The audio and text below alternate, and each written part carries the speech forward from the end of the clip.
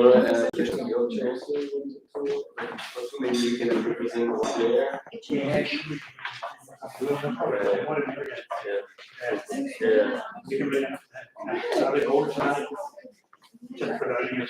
All right. So, welcome all to this Ludic Flow afternoon. It is afternoon where I'm very happy to welcome guests. I will make, just for the masses of online audience, hello, I will start. I hope we have our usual follower who always watches us. And I will start with a little bit normal, ordinary lecture as I do it for you, for the students here. We will show you then also in a Zoom some of the colleagues if they agree. I don't know if everybody wants to be, but I show a little bit. So, warte mal, wie dreht man das? I make it like that. I can, okay, Dankeschön. So these are the masses at the moment. Hello, everybody. Hi. It is more or less a student community that we are now watching and also watching online. I really know the highly professional setup that is thankfully set up by Thomas Wagensommerer. Thank you very much for doing that. Also, for the online stream. And right, so I talk with a little bit, remembering you, helping you to remember what is the idea about flow and getting into flow with games. And only after that, I hand over to our esteemed guests, which is Sofia Braga today, welcome, and also Rainer Siegel, who will open a Let's Play session in the afternoon. Also thanks to Clara Hirschmann for setting up the Symposium afternoon. And yeah, so I just give a theory line and a practical line. Flow philosophy, life is a game. So what you are seeing is an image of a brain pattern of myself when I am watching nothing. Which means maybe I'm in flow, I'm not sure. White noise. What does it mean? Is it a state of mind? Yeah, I mentioned neuroflow, which was a piece that I started 2017 together with Thomas Wagensommerer. We were having an installation with a game console and say play neuroflow, which you can control with an EEG headband, with an emotive, yeah, which is with 5 or 6. And your brain decides what you will experience. Your brain will decide which path to follow. Flow is not so much about conscious decision, it's more about the intuitive. Is it, my question here is to open, is it a state of mind? Reflecting certain theories also, press the button and focus the color blue. So that was you imagine a game console, flow, you put on a magic device where you don't know what is really recorded or not, what is really, can you really influence or not. Most people experience in flow that there is some feedback with their state of mind and with their feelings. Often it is limited. You are in a black room. Do you choose the red pick or the blue couch? Think about it now. Quoting, of course, popular cultures in a way, quoting also the red pill and the matrix choice of different realities, but in which state you think about something. Think about a choice about different realities. This is one of the questions. So a very reduced introduction in a way. And then you see some absurd images. How do you react? What does put you into flow? Is it a state where it doesn't make sense anymore, where you have information which is maybe no information, or which is a very reduced information, or a very absurd information? A grotesque couple. The different game characters coming in, playing with your attention. At the beginning, your attention is high, so now you look to something boring, very hopefully. What are these questions that you answer in flow? I was thinking about that, and a lot of you also of the experts in experimental game cultures who are sitting here are reflecting these modes they provoke, the modes of play you provoke with your environment and designs. So I think this, this condition is a good start. And because we don't have so much time, there are like certain philosophical questions that you try to answer. That's a let's play, also a game loop of this game that has no controller. You only have a passive interface.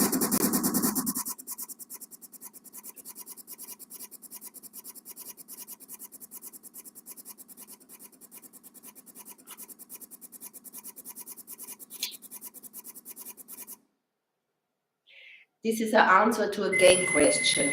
That is for me quite interesting. It was a game where you had a passive interface. I couldn't click a button. I even couldn't click. Huh? And if you work, I see Janine now with control, you have a passive input, which is quite interesting concept because it's called, these neural interfaces are called passive interfaces because it's a totally wrong concept if you think actually I navigate through this environment with concentration. I can make the way through the tunnel. It's the other way around. You sort of have to adapt and to accept that you not consciously press a button or something. And it's also in science called passive interface, which I found inspiring. Yeah, what does it mean if we even reduce, I showed you last time, the one-clicker games, this one click. So to work active here is the amygdala, it's my brain also, which is a beautiful image of it. It looks like a little tree, by the way. This is the one connected to fear, emotions, areas also, what do you trigger, when are you active, when you are in a flow state, often in dreaming also, which is interesting, the area of fear is active. It is strange, but it is also a sort of alertness. Maybe fear doesn't mean fear means a sort of strange alertness. I don't know why it is like that, but it is. So we are always in a state of fear. Sort of, sometimes we enjoy it also. It's like, I don't know. I'm not, this is no scientific statement now, I don't know, but this is also by observations and these images of the brain, I find it fascinating. That's the correct, remember we had Genova Chen, the creator of Flower last time, which is an advanced theory of flow already, the classical flow series by Csikszentmihalyi, who had this idea, how do you get into this channel between apathy and flow of control, relaxation, and skills. It's a model that tries to explain. It is also, I don't share the critique that it's such a capitalist improvement model. It is a model that tries to analyze these states that are hard to grasp, I would say. You know, I think if it's really a mode of happiness and flow, last time you were criticizing that when we talked here about it, and I was thinking about that then a little bit. Yeah, I agree with you. Flow has not to do with being happy. You are right. Flow just means to be in the flow. It's more, not always the flow because flow can make you addictive. You have to go on because you flow. Maybe you are not happy then, but you want to do this. You cannot be forced. Get into the flow. Be creative. This is not possible. That's so normally you want to do it. Maybe this will has to do something with it. I don't know exactly. But low interaction is one of the principles, interestingly. Also high interaction, but low interaction also is one way. Yeah, which is interesting. This I find a newer concept. Actually, I was coupling this to flow. I didn't find theory, but often it's said if you have to do a lot in a shooter game, in a pressing a target 1,000 times, clicking down, but also doing very little, of course, is a way that also can put you in this minimalist play into a sort of flow. Think about the clicker games. I don't know if you remember the cow clicker. This is a game by Ian Bogost from 2010. It was a Facebook game, which was very successful also because of the social component, where you could share a special cow and as a golden cow, whatever thing, but not much change. It was very stupid, and very simple, and very limited. You only could click on the cow, but it was a quote, of course, of the cookie clicker that was before. And cookie clicker was also a quite ironic game. You start to produce cookies, but only by clicking cookies. Then you start mass production of cookies, and you have all the capitalist production facilities of Fordian, Fließband, work. You exploit grandmothers who help you to make the cookies, and this you do till there happens something in the game. There's a shift. There is then a grandmother apocalypse where they take revenge for being exploited and change the production condition, which is quite interesting. But it's very, very stupid, very simple, but was very successful and surprising. Why were these idle games also getting the dimension of flow? The minimal games that we know, today I show a bit more usually from art games also, but these are still classical games where, where you also have simulation games, where you have different states of activity. So this is from a master's work of, the analysis was made in a master's in game design in Zurich by Larissa Wild. She is speaking about low interaction games and analyzed these low interaction games, how it is with low interaction kittens game, a dark room, games with minimal interactions. Low interaction games, zero player game, setup only, idle game, one button game, clicker game. How do you get into Ludic Flow? Maybe with optic flow also. Often it has to do with your visual sensory input. This is an optic flow analysis. The game is not as unsharp as it is sharp, but this analyzes the optic flow of the points on the screen. And so with the software, with a MATLAB software written to analyze the optic flow of the image. And this is quite interesting because it mirrors a bit our own perception, how we also are attracted. We will have examples, I think, later in the afternoon of newer optic flow games. They put you in a certain state of flow, which is called frantic, which Rainer Siegel introduced the term frantic flow also, where I'm really looking forward to see these examples. Yeah. Okay, so analyzing this optical input. Here, the optic input is a technical input for a camera, which is interesting. Optic flow games can also be played by a machine very well. So it becomes a self-playing game. This optic flow analyzes, the camera takes the optic flow, analyzes it, and then puts it back into the game. So maybe this can get image, compute flow, update, the base factor base is a statistical method, a statistical analysis, get more information, update your prior. The prior is an interesting thing. Prior is like a prejudice or what you think that should happen next. What's the next step?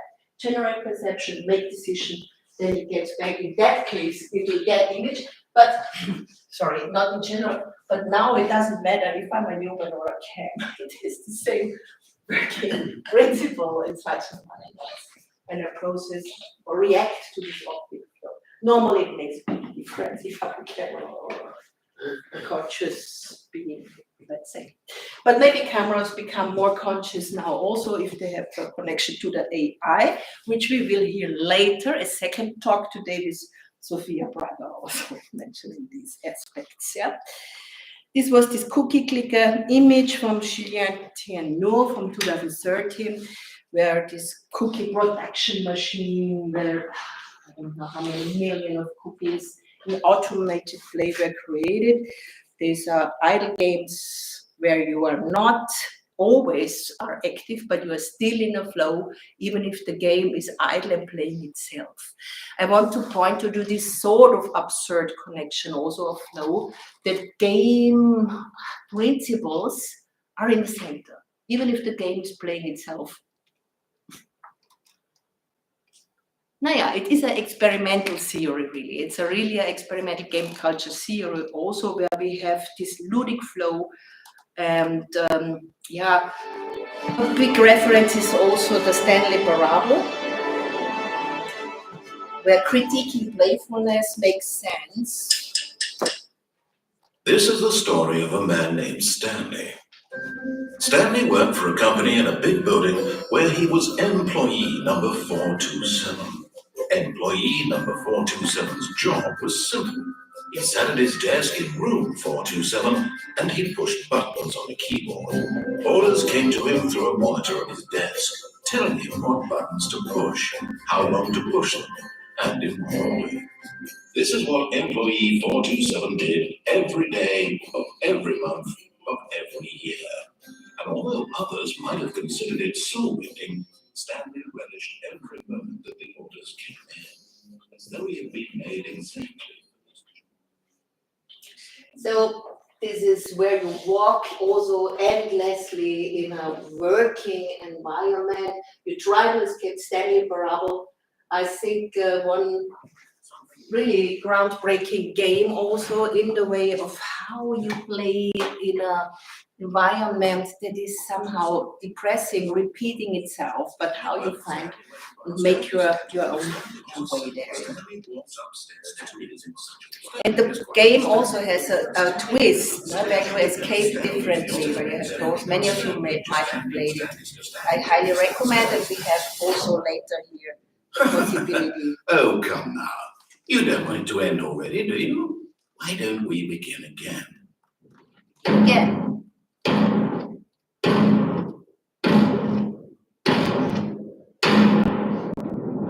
So that's the point, that you begin again. How did you do that?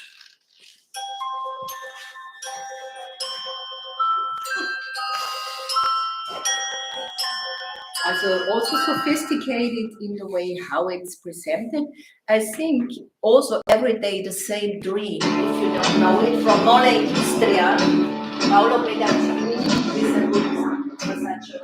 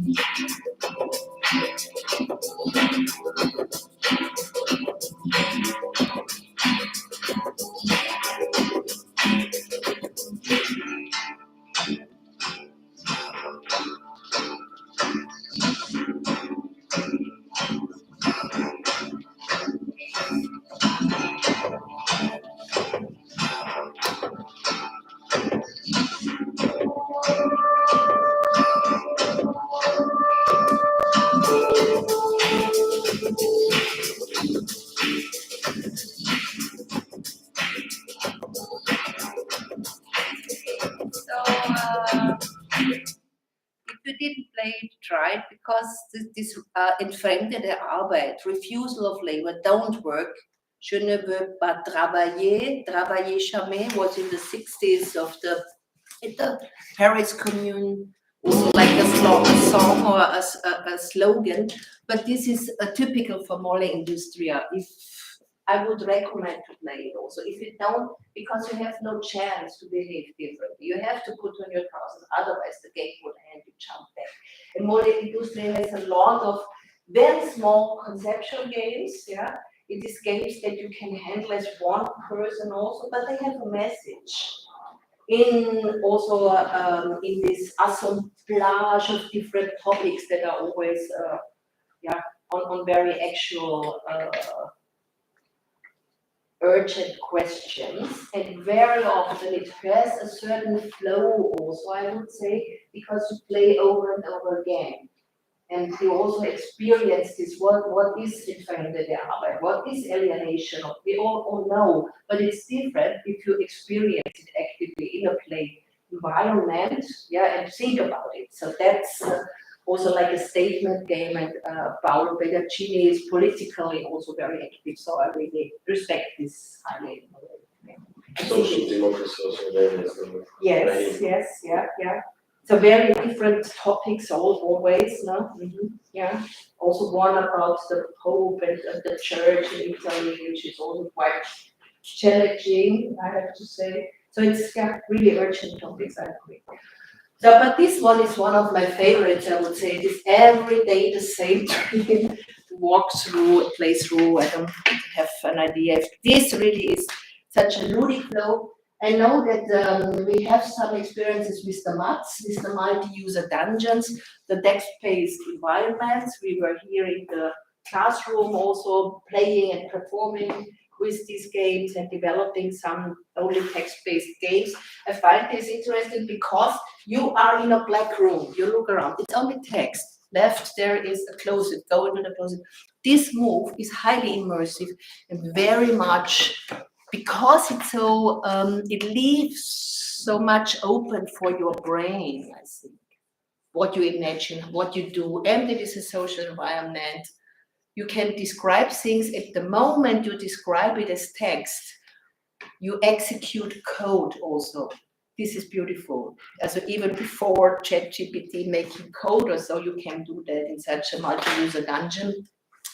In a MUD, we know the rules are very, very limited, but it's a small threshold. I love to, Martin, because we experienced the limitations also when we had the experiment in the seminar last semester. But conceptually, this is a start of describing with natural language a world that really becomes a virtual reality in such a MUD also.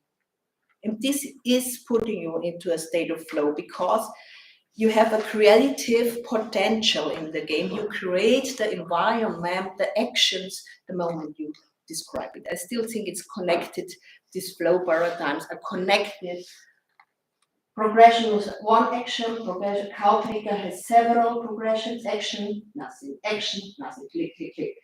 Cookie clicker has some progress. When there is this grandma apocalypse, it goes up and down again. And so, we can analyze by a close reading, we can analyze this interval, interactive progression to idle. I still want to mention also the practice of flow in many art games. Artists working with James, like David O'Reilly, Everything 2017.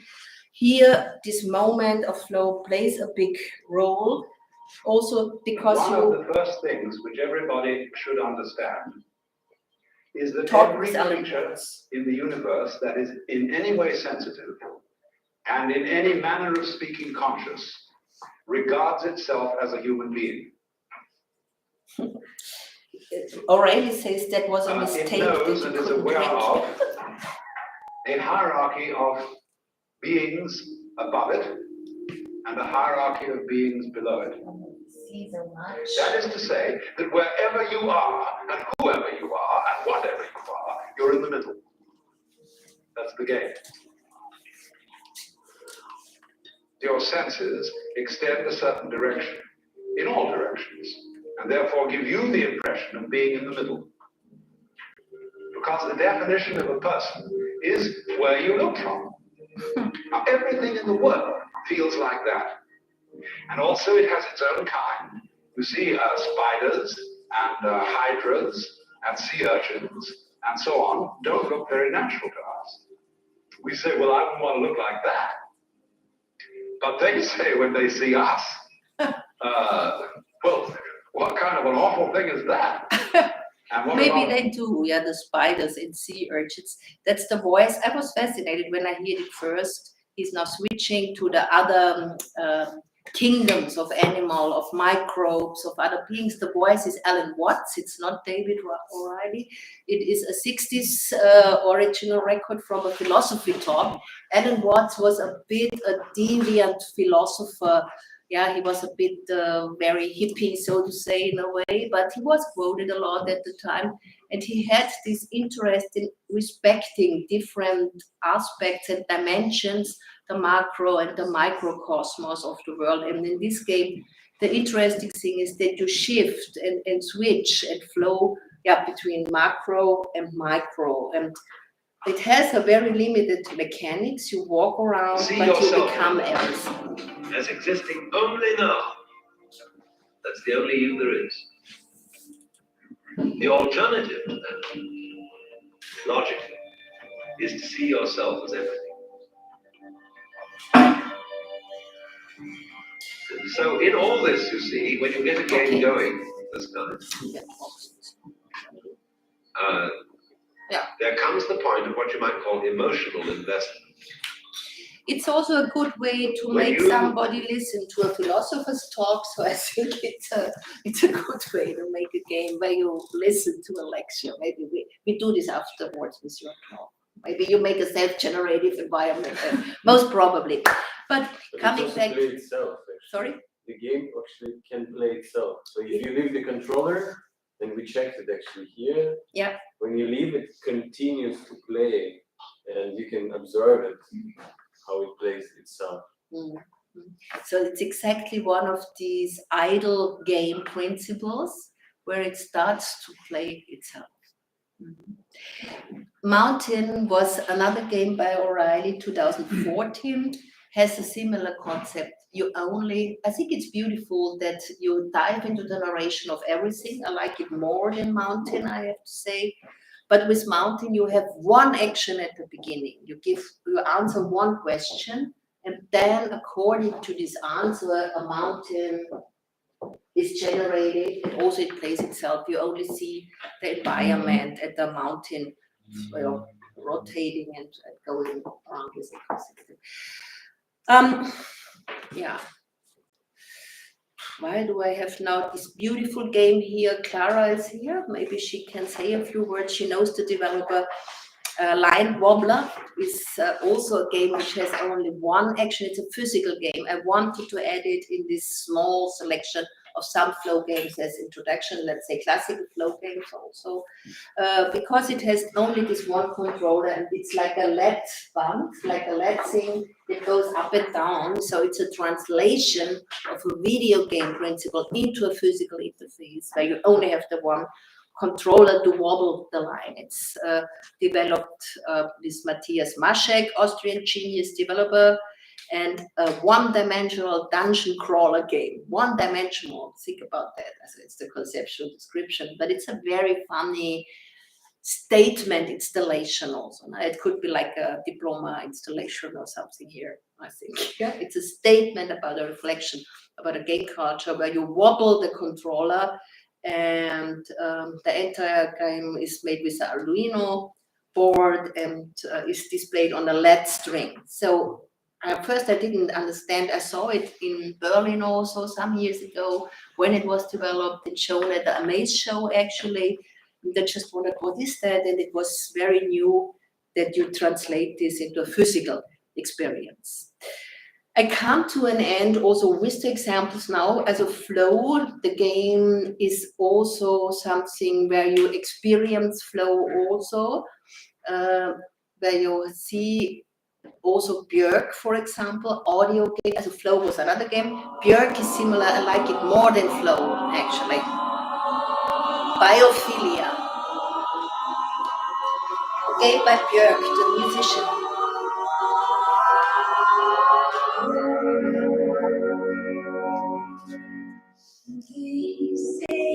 Back then, So this is the most boring part, not flow, but here she makes only this karaoke thing, but yeah, it switches.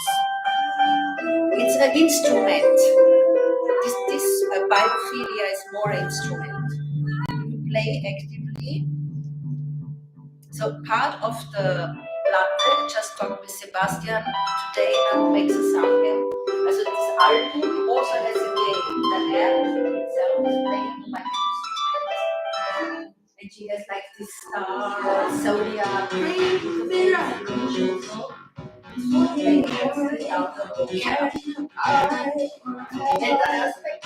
it's okay, great.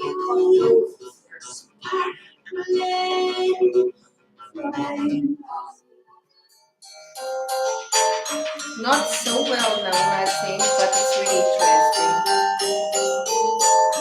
Of course, a high budget game, more than one developer, I'm sure. I don't know what exactly the budget is, but yeah.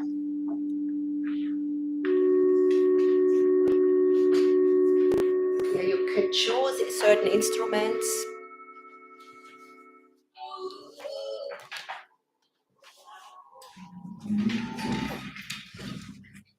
Here you're in a sort of mycelium, blood tissue, it says.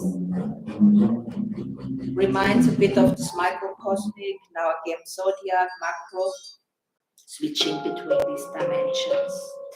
Check it out. Worth to have a look from my point of view, because she really has found a way to communicate her, that's a stage appearance. Also because I think Antonia is not here, but Maxine, we made these workshops with Antonia, she made these finger extensions to play with. Also in this Georg movie, it is present in her work with, I don't know which album it is, but I think it's a very beautiful way to connect also with these mycelium branches in the flow games. So there is a big tradition. I think I stop here, sort of. I have a long way to talk, but I think it's a good introduction for half an hour, showing you some of the examples of flow game games.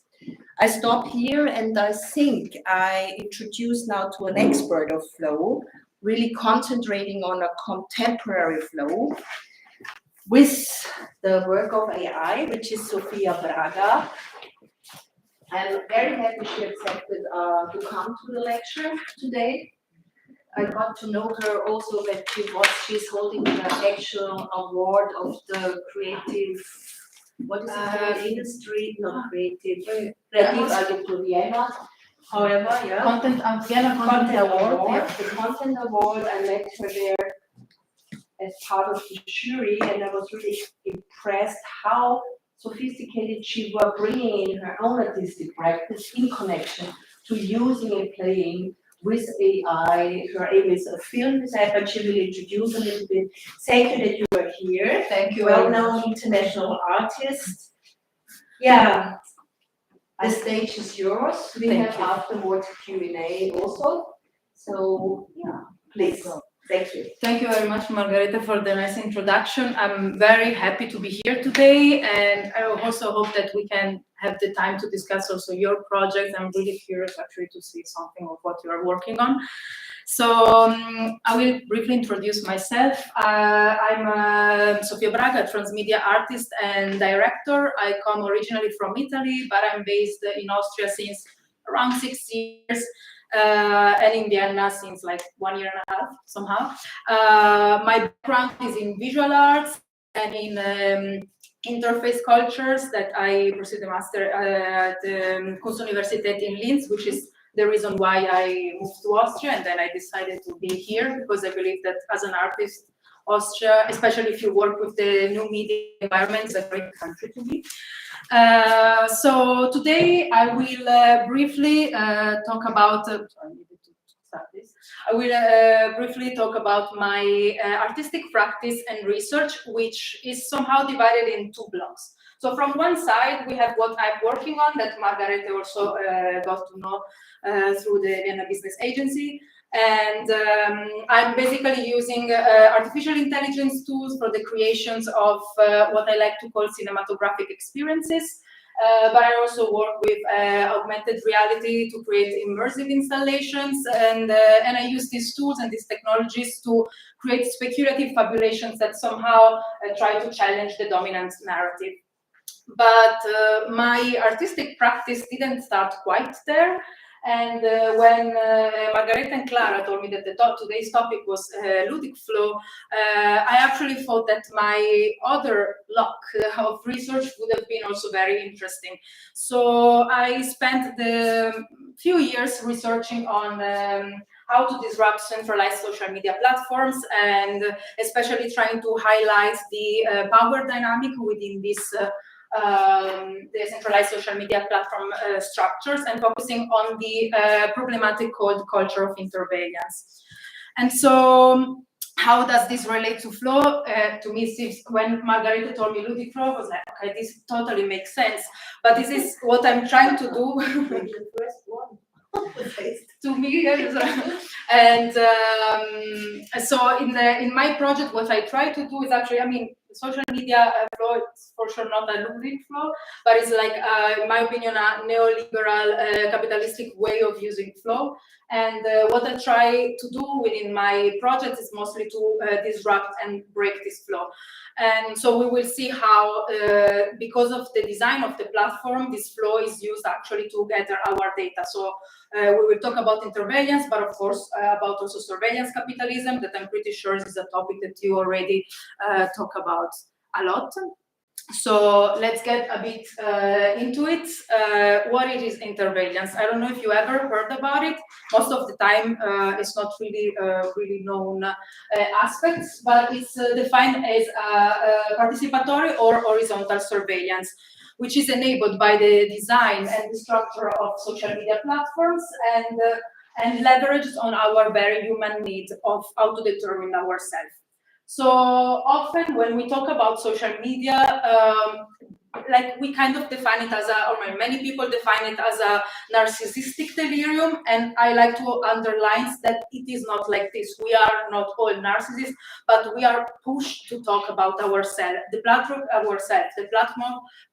want us to give out more data and say more about ourselves. And but what is interesting of these forms of power and surveillance is that we actually are part of this power structure. We exercise power together with the non-institutional agencies that operate on the internet, such as Meta, TikTok, Snapchat, Amazon, and so on. And this is because we actually upload content and we have control. And so when we talk about interventions, it's really interesting also to see how the power has as an object beliefs and habits. And basically, this is how the bubbles within social media work. So when I see so much time the same content that I introject in myself, and I start believing that these are my beliefs, this is me, and you start identifying with the content that you see. And this becomes a sort of agenda that is also used for political statements from the platforms and so on. So, what does it mean to subvert the platform? Don't imagine that one person, one artist can, of course, destroy colors like Facebook or so on. But this is what I like to use within my artistic practice. And I thought it was interesting, especially to see the reaction of the users or the audience within the exhibition space. And the main goal is not to change the world at this point for me, but it's at least to have bring awareness at least to one person. And so to let people know how this dynamics works. And so how can you subvert the platform? For instance, misusing the content. The content could be the content or the features. And this will disrupt the user experience and will bring some sort of destabilizations. And this can lead to different, of course, emotional states. And one of those can be awareness. But let's get a bit more into the projects. So this was one of the projects I exhibited in 2019. It was I Stalk Myself More Than I Should, which the title is quite explanatory. It was a series of screen recordings of Instagram stories. Initially, the project was an internet-based project, so I was appropriating of stories of other people and then uploaded in my own personal account. And this was, of course, disrupting the flow of the users while they were watching the content, because they would see some narratives that didn't make sense with the narrative they would have expected from myself. And of course, for me, the main point of the project, it was to, the project was brought to the exhibition space and it had a totally different connotations, but the main point, it was to show how the design of the stories, which it takes from Snapchat, is actually a way to manipulate user to create and share even more intimate content. Because of this, probably you're already aware how Instagram stories works, but with this sentence that the story will disappear after 24 hours, people feel more empowered to share whatever they want, something that they wouldn't done before within their normal feed. But it's, of course, we know nowadays that these stories, they don't disappear, they are collected within the platform data centers and then, of course, are used for sentiment analysis and then sold to third parties and so on. So for me, it was very important to bring this awareness to the visitors. But at the same time, I like to underline that when we talk about appropriation projects, actually it's not just talking about content of other people and appropriating of other people, but this project tells a lot about the author. And so while you are watching these stories that I selected, that I've collected, and so I'm skipping to it, you can see my flow. You can see how much time I'm spending looking at a video instead of another one. And this is exactly how also the platforms then gather some data about you, depending on how much interest you put in something instead of another. You can see a lot about myself and my geolocation, depending on advertisement that I get. So part of the project was developed in Japan, so you will see that at some point I would get some Japanese advertisement of Japanese product, and so you can tell a lot about the author. And but I was interested to keep actually analyzing a platform that was not just American. So together with my colleague Matthias Pitcher, we got to know about Doujin. It was 2019, and here you cannot see, but it was 2019, and right now I guess probably you know about Doujin, which is the original version of TikTok that is a Chinese platform. And but it was impossible for us to download the app because of the Chinese firewall, which is a series of the legislations to regulate the internet domestically. So we had to find our hack to get into it, and we managed. I will not share the secrets with you today. And so we gathered 8 hours worth of content. And we try to understand how this experience of keep scrolling was making us feel. First of all, it was a totally different interaction compared to what was scrolling through Instagram platforms or tapping into Instagram stories, because these were like mostly short videos content, and just by scrolling, you would have get another one and another one, and then the algorithm would have really fixed what you would be more interested in just by the time that you have spent by watching one video. And so the final installation was this recreation of like a flux, like I like to call it, like kind of a stream of consciousness of Doujin videos that were actually then together with another video that was showing the data analysis of the time that we would have spent within the platforms and how watching this video made us feel. And what we realized is that this kind of design and interaction was way more addictive than Instagram or Facebook or any other American platform. And maybe the most interesting part for us, it was to discover that also the way the content was shared, it was totally different. So while on platforms like Instagram or Facebook or so on, somehow users try to look for the original content to look unique and to sell themselves in a way that they look unique. Within Doujin, we realized that people were trying to follow the same pattern, the same trends in order to go viral. So most of the videos were looking exactly the same, just the people were changing.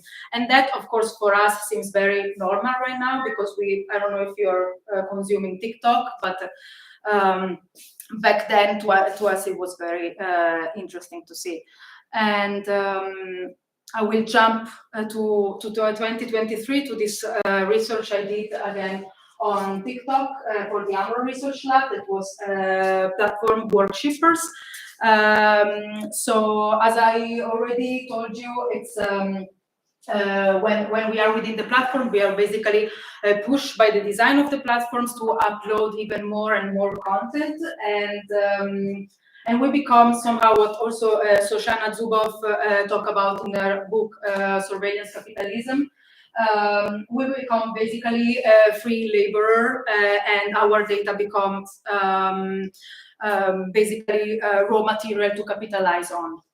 And so I did this research where I look at some archetypes of what I like to call platform worshippers. And so from work and worship, so to be devoted to. And of course, what I think it's very interesting, and it relates to what I was talking about before, is to underline that the lurker, which are most of the people that are within TikTok are actually lurkers, so they don't upload content, but they are just consuming. Lurkers has the same power within the power structure dynamic of social media, because just the fact that you are consuming content and so you're spending time in your social media flow and so on, it already gives enough information to the platform to better their algorithms or to just also sold to third parties. And again, staying within the content, the concept of flow, I think it's really interesting the archetype of the factory talker. So these are people that go live streaming while they are doing like a kind of repetitive job. And this concept is called doubling. So basically, by knowing that they are watched by somebody else, they would perform better their work. So it's not just about gaining a double amount worth money, so through the donations of the platform and by doing their daily job, but it's also this idea of that who are control, you can keep better your working flow. So another archetype that I think is very important, and we somehow talk about it, is the prosumer, which is the work that describes better our being user within the platform, so that we are product producers and consumer. And I think I don't know if you ever saw the trend of the tube girl. It was a TikTok trend quite hype last year. And I think that was it's one of the easiest and simple way to explain surveillance capitalism, in my opinion. She was basically doing TikTok during her commuting time when she was going from home to work. And so basically it's this idea of making your intimate moment of your life also becoming part of something that can be capitalized. And so this is how it connects very well, in my opinion, to surveillance capitalism. And another archetype that I'm pretty sure you probably know even better than me is the NPC streamer. So people that NPCs, the non-playable characters, and so these are people that were basically repeating the same movements, and once they get donations, you would unlock a specific other movement or a thank you, and so the watcher, the audience would feel empowered. Because they can control actually the characters, and so they would just get more donations and keep working, doing the same movement. This way, skip. This is the last project related. I go back to appropriation. This is the last project related to that, and then we jump to online trends and online narratives. This was a project related to the topic of mental health, which is of course like big problem when we talk about social media platforms. It was commissioned by the psychiatric ward Franco Basaglia in Italy. Franco Basaglia is a very important figure there because was the first doctor that said people with mental health problems are normal patients and they need to be treated as them. So within this project, I made a collection of as a mashup of YouTube videos of YouTubers, but also videos with just few views that talk about their own experience within with a mental health problem. And of course, for us, again, it may look very normal and very something that we watch every day within the platforms. But when this project was exhibited at the Schloss Museum in Linz, for instance, older people and older generation were really upset by the story that they could hear, and they couldn't believe that people would upload stories about, for instance, their suicidal thoughts and so on within a social media platform. And of course, the stories are blocked by the sponsor of the day, which usually are counseling app or self-help app. And this project is basically, it starts drawing a line between what is actually real within the platform and what is the narration. So I start then focusing on, of course, like all these stories are for a certain way could be real, but also could be just a narrative to gain more followers, to gain more views, and then monetize within the platform. So after this project, somehow I started getting bored of working with appropriation, and I started creating my own personal narratives in the attempt to disrupt the flow of the users within the platforms. Die Verwandlung was a project I made during the lockdown. It was a commission from TPD Ultra magazine, and it's horror short movies for Instagram stories. So within 24 hours, I was uploading these short videos that were telling about the story of my house and my body, just transforming and transmutating in a monstrous creatures. And what it was interesting for me, it was, of course, that because the stories were fragmented, so people would just like look into their Instagram stories, and then suddenly they would just see one of these weird videos. They could not really understand if it was a narration or if it was true. So I received messages asking, "Hey, Sophia, I just saw your Instagram page after a long time. It looks different. How are you?" And so for me, this was very interesting to see that it's actually even something that to me couldn't look real. It looked absurd within the context and of the platform. For some people, it may have looked something actually that made sense and it was real. And as I was telling you before about the advertisement within the platform, of course, as you may know already, when you tap within your stories, after 3 stories circa, you will get targeted advertisement. And this is how basically all the economy okay, one moment. Anyway, yeah, I lost my track. So this is it's basically how you would introject this advertisement, because you're just looking at something that you're interested in, and suddenly when you don't expect it, it just pops up. So as you maybe have already some people that commissioned your projects, and you know that they always want to have their logo everywhere. So I created also these advertisements where their logo was literally everywhere. And so also the people that were just consuming their Instagram stories were getting this targeted advertisement I made for them.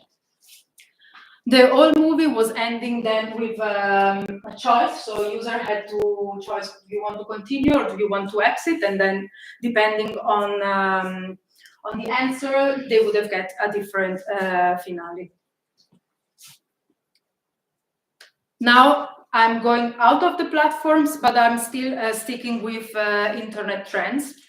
This is another speculative narrative, ASMR for Earthly Survival, in which I'm using ASMR techniques, which you may know, maybe, which is this autonomous sensory meridian response. It's not a scientific thing, it's just a trend that was born online. And basically, people are using these techniques. They talk with this very soothing and pleasing voice, and then they will make very nice sounds that make you feel relaxed.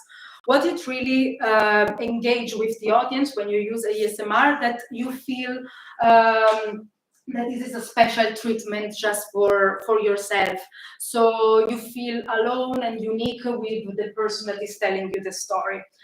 But the story that we was telling the audience was actually a dystopic story about a very near future, talking about the climate emergency, climate migration, and we used very pleasing images together also with upsetting images that would just break literally break the flow of the audience when they were watching at the project. So they would first feeling relaxed, but at the same time, what they would hear would just making feel them upset, and then also the images was just like suddenly change, and this was really disrupt the feeling that the audience have.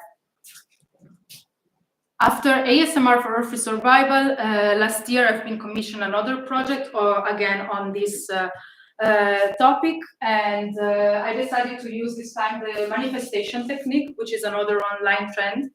It doesn't come from the internet culture, but it became quite hype within these years, especially TikTok.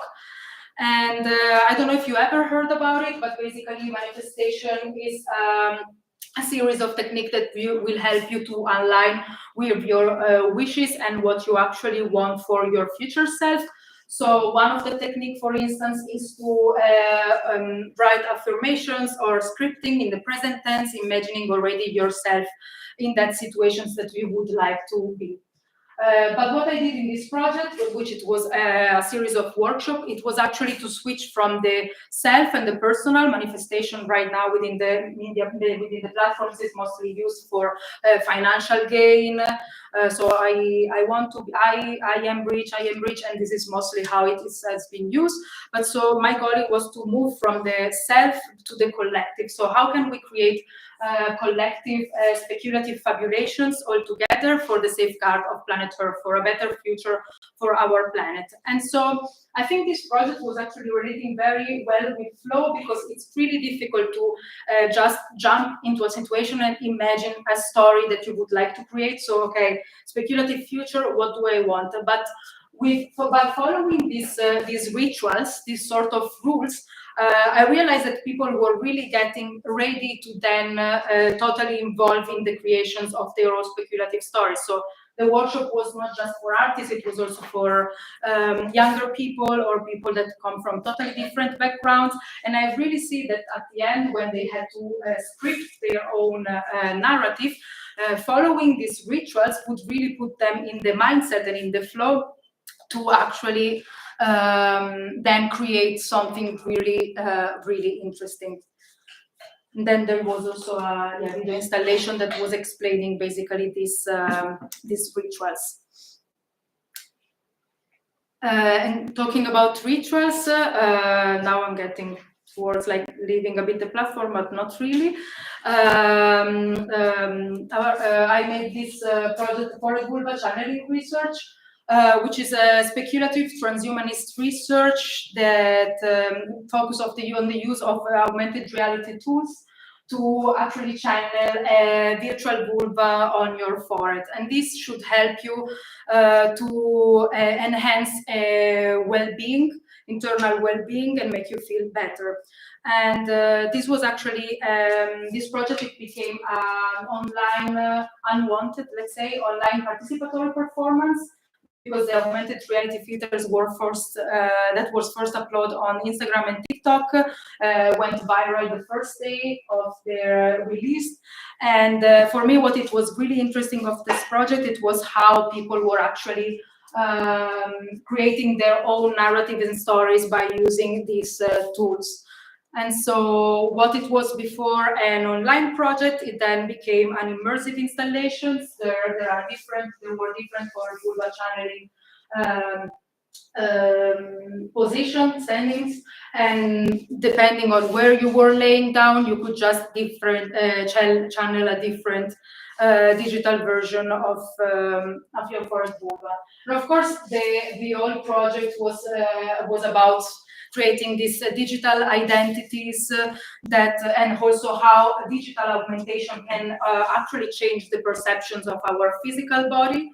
And within the immersive space, you find yourself in sort of like laboratory, but also kind of a relaxation room. And it was also really interesting to see how the audience would have just lay down and stare at themselves and their augmentations of their forehead vulva within the different settings.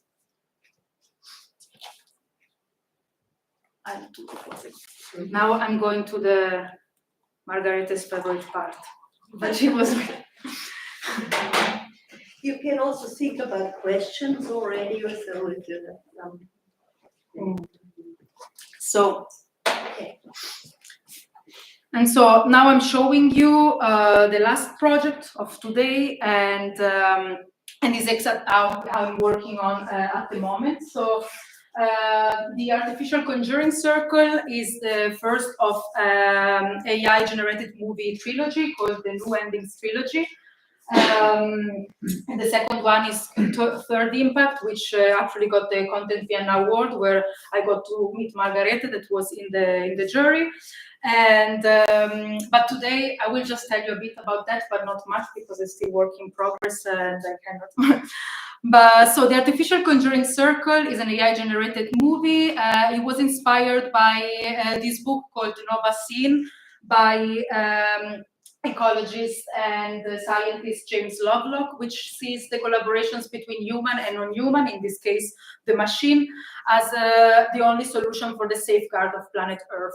So within the movie, we find ourselves in this post-scarcity society where human labor is not required anymore, and we witness this human reprogramming training, where we need to relearn how to enhance our creativity and find our self-realizations without work.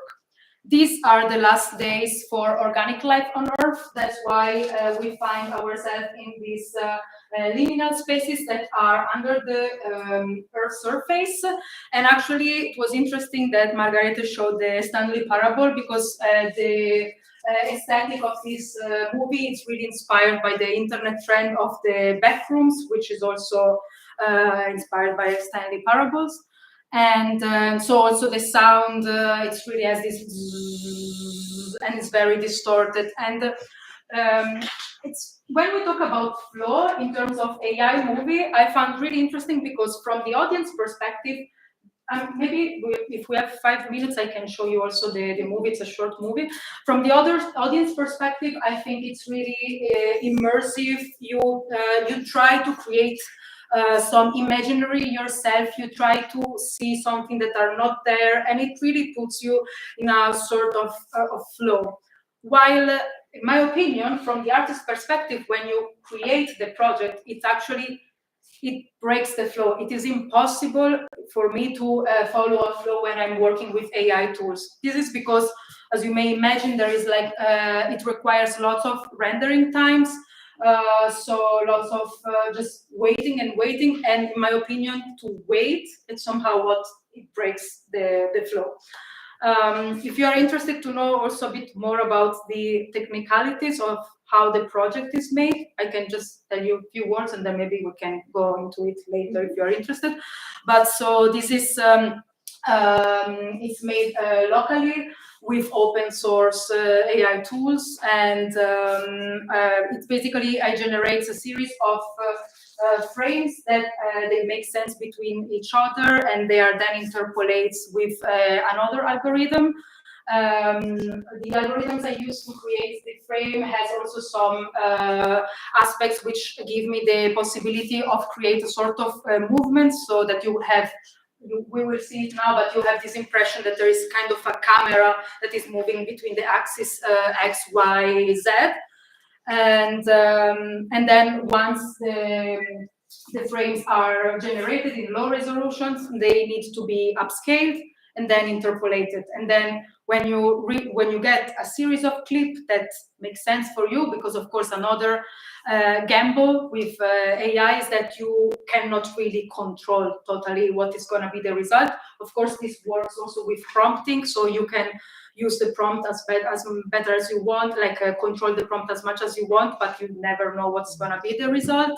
And of course, now there are also LoRa's, which may help you to get the style that you prefer, but it's still like a gamble. And I think the movie was also like some sort of meta-narration about this, because in my opinion, when I am using this tool, is collaboration between me and the machine. So I don't even want to open up the topic about they take our job, or like AI is taking the artist's work, because it's not like this. There is lots of human work required behind, and I'm pretty sure that you also know if you're using these tools.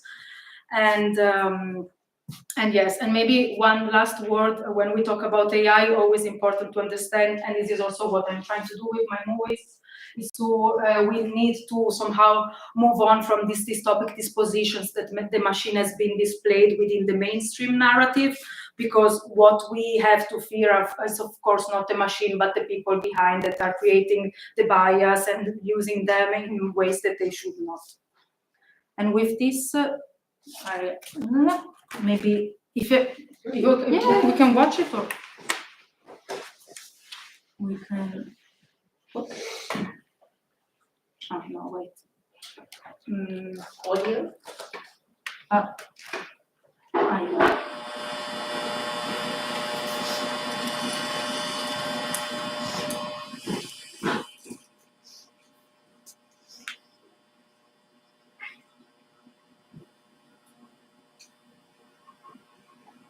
For human reprogramming training. We are glad you have accepted our invitation.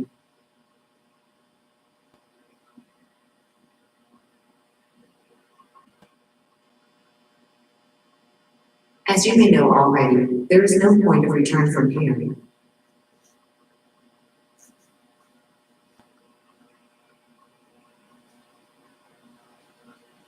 We will do our best to decelerate the extinction of organic life on Earth while creating a comprehensive archive for posterity. We kindly ask you to collaborate with us. Your well-being is our priority.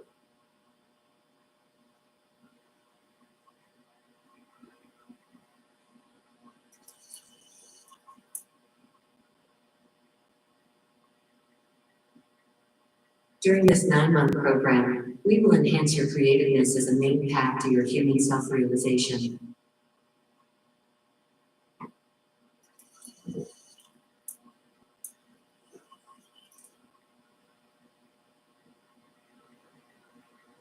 You will undergo a series of exercises designed to reprogram both hemispheres of your brain to create potential new neural connections. Your progress will be archived and stored in our dataset.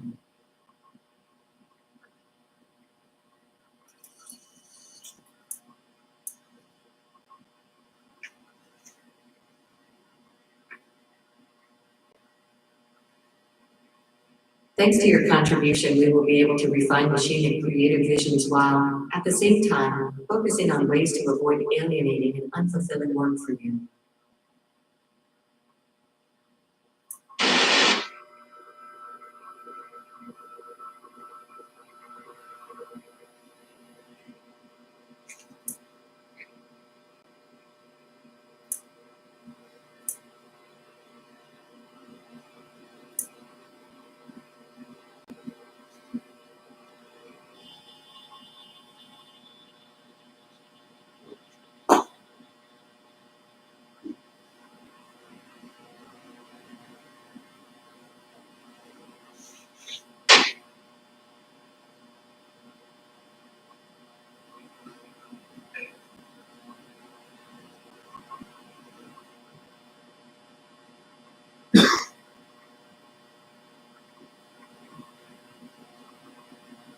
We hope you will enjoy your time here.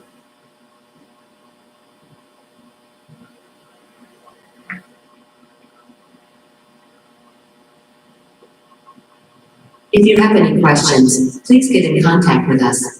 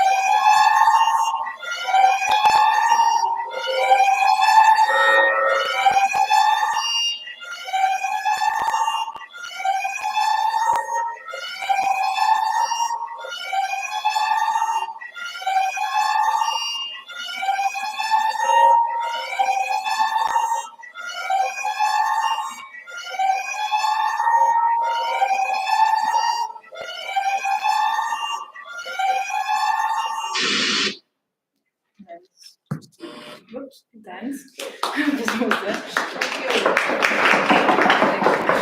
And yeah, it's a new project that I'm working on, but I don't know if we have enough time, so maybe I skip this and we go with some questions. And yeah, thank you. Thank you very much, indeed. Yeah, super. We will make a short break of 15 minutes after this talk, but maybe now if you still have energy, some direct questions to Sophia. Also. Yeah, sorry. Yeah. I have to speak now. First of all, thank you.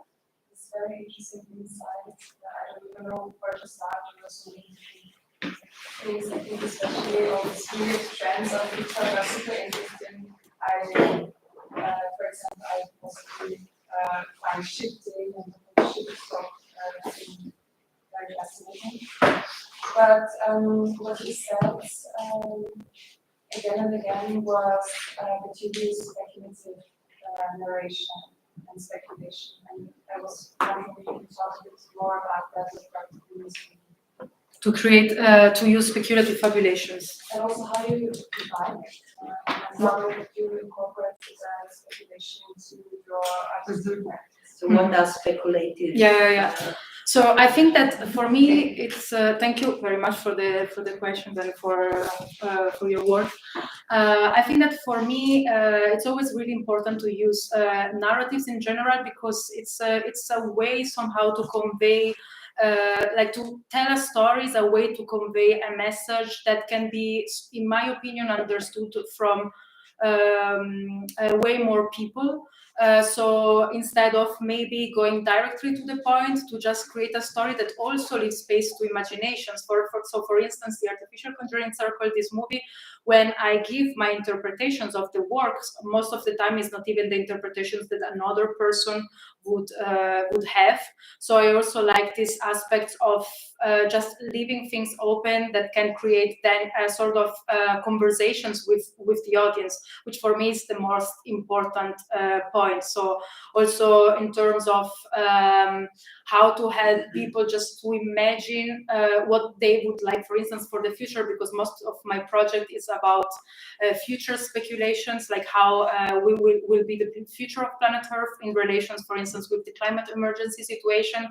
And for instance, when I think about manifesting earthly survival, for me, using somehow giving tools to some people to create their own stories, it also was a way to just start a communication that touched so many different topics, from climate emergency, technology, health, and so on. So I don't know if I replied correctly.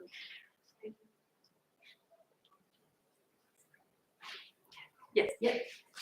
Maybe like for your, first of all, thanks again for your talk. And I was wondering how you see yourself working in your artistic practice with AI, how you see the role of the AI. Would you rather say that working with it it becomes more sort of a tool, or would you say that working with it feels like more like a co-author, so that you have this dialogue where A and B connects and maybe C comes out as a solution? So I'm really interested if it's more linear or a more non-linear approach. I think this is a really good point, because I often say I'm using AI tools, but it's true that when I'm working with these tools that I still consider tools, I also see it as a collaboration. So it's also somehow, it's generative art in the end. So you never exactly know what is going to be the result. And as much as I always like to underline that there is lots of human control when you work with these tools, it's still you don't have the total control. So let's say that to say co-author, I'm not sure, maybe a collaborator. Like for sure it's a collaborator. Like for instance, in these movies, the visuals are made with AI, the voices are made with AI. And so for me, it's like saying sound made by, and then I write the name of my computer, for instance, instead of the name of a person. So in this sense, for me, it becomes like a collaborator, a person that is working together with me for the creations of this artistic project. I still don't see AI as, of course, the final author, because it's not just generating there are so many layers that the machine is not just doing by itself. But yeah, collaboration, yeah, I don't know, maybe both. It's like both a tool and a collaborator. Yeah, but it's interesting. And maybe just a quick follow-up question on the more practical side. Yeah. It means that you maybe first work on shaping a narrative, then prompting it, right? Yeah. So, but there's still a lot of space for happy little accidents. Do you think? Yeah, definitely, yes. So normally the process is a bit like creating somehow a movie. So you would have I start with a script. I know in my head what I want, what's the line and what's the stories, and then I start generating, of course, with the script. It comes also a series of prompts that are also very inspired by the script, but then it's also lots of time of really focusing on the prompting, that it becomes like some sort of second layer of the scripting.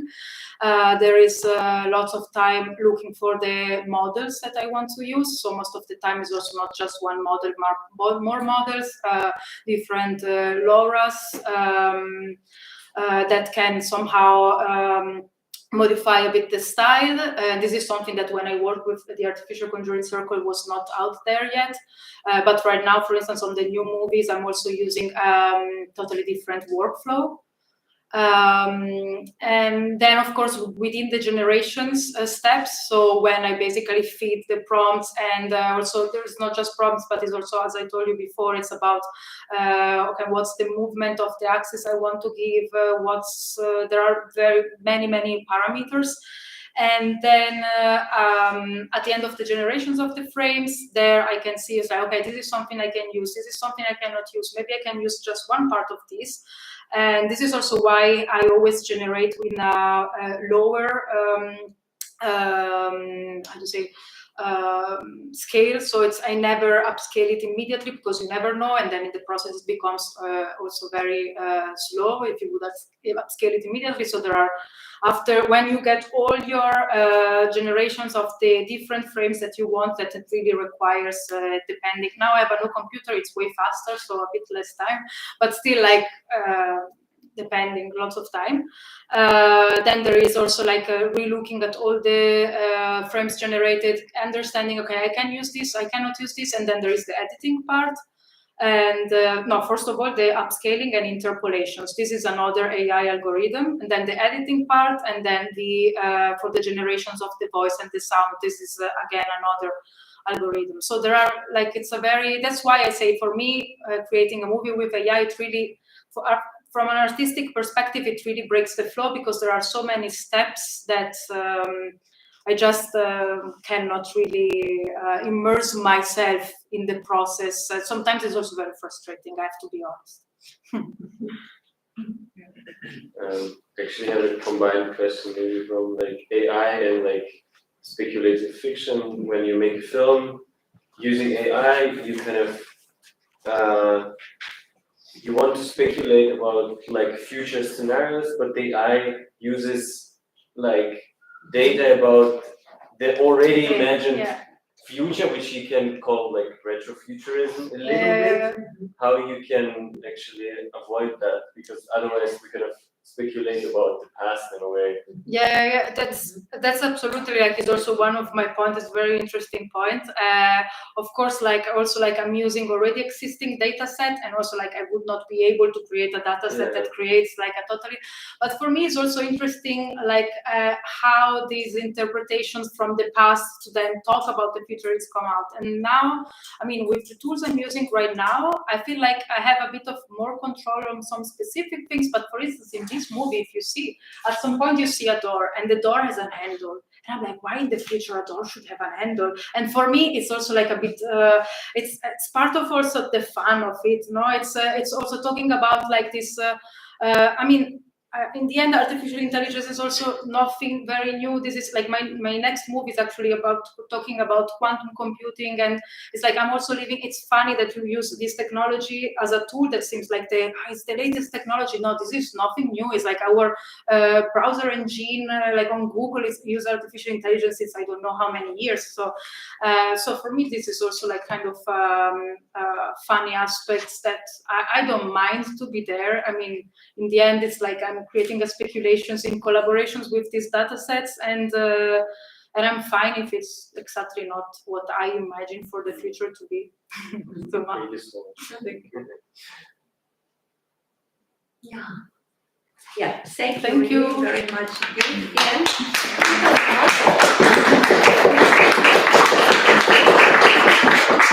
Thank you for letting us have an insight into your own personal flow process and the work in progress. It's not always figured out. Thanks. 15 minutes break. Then we go into a flow let's play of practical with Rainer and still discourse and then fade out of the afternoon. Thank you. See you then. Thank you. Thank you so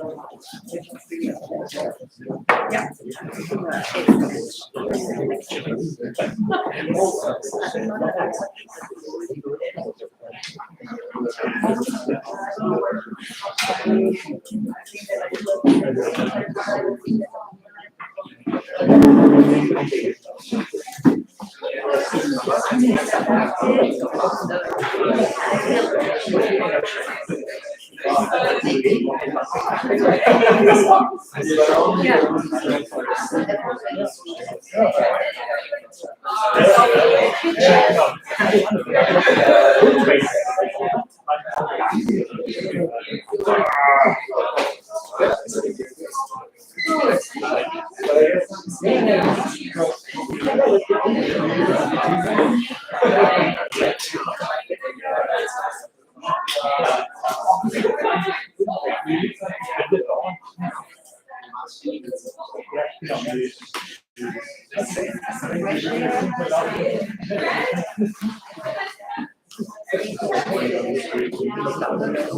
Most of my students today.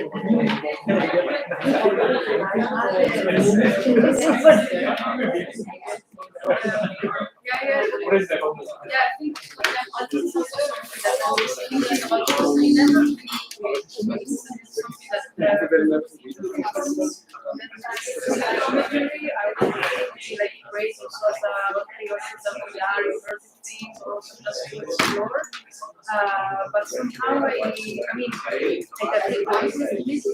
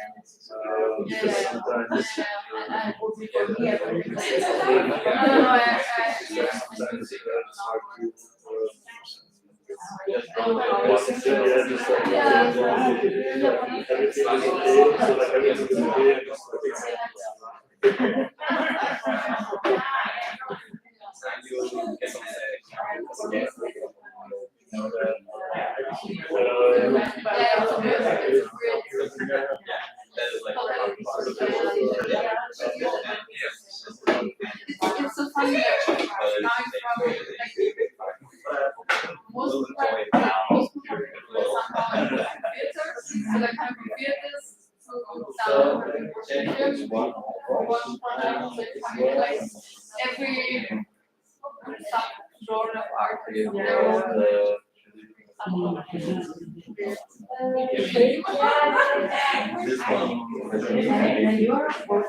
It was like Another one which I watched yesterday was like it's a cheap concert. It was just filming it. It was quite cheap, but it was from the whole idea. Which is also very nice Spanish in the direction. It was also quite amazing. I was really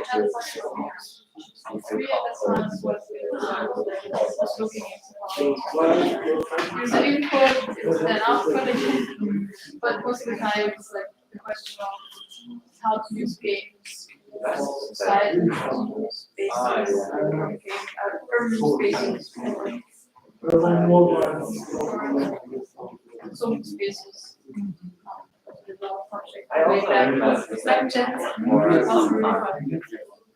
So yeah, it's very, very broad in a way.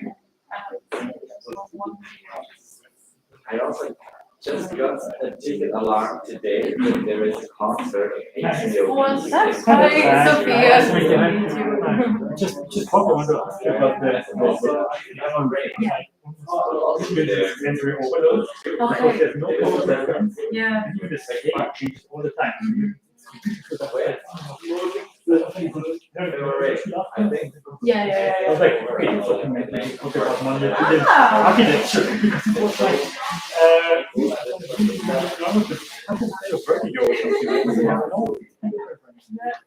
Interesting reference. I never thought about it. Thank you. Very interesting point of perspective.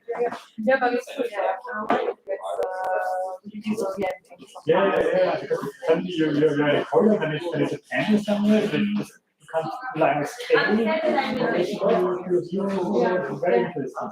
Some people have the feeling that they are like kind of falling down somewhere. Like it's really depending on the person. Yeah. Thank you.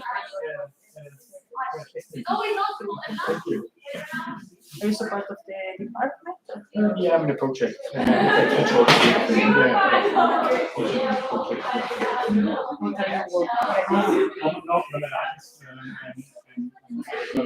Games. Okay. Yeah. But yeah, it's also like this kind of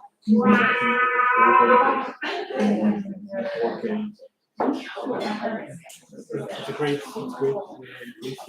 Yeah. Very engaging meeting. Yeah, most interesting speculative fiction.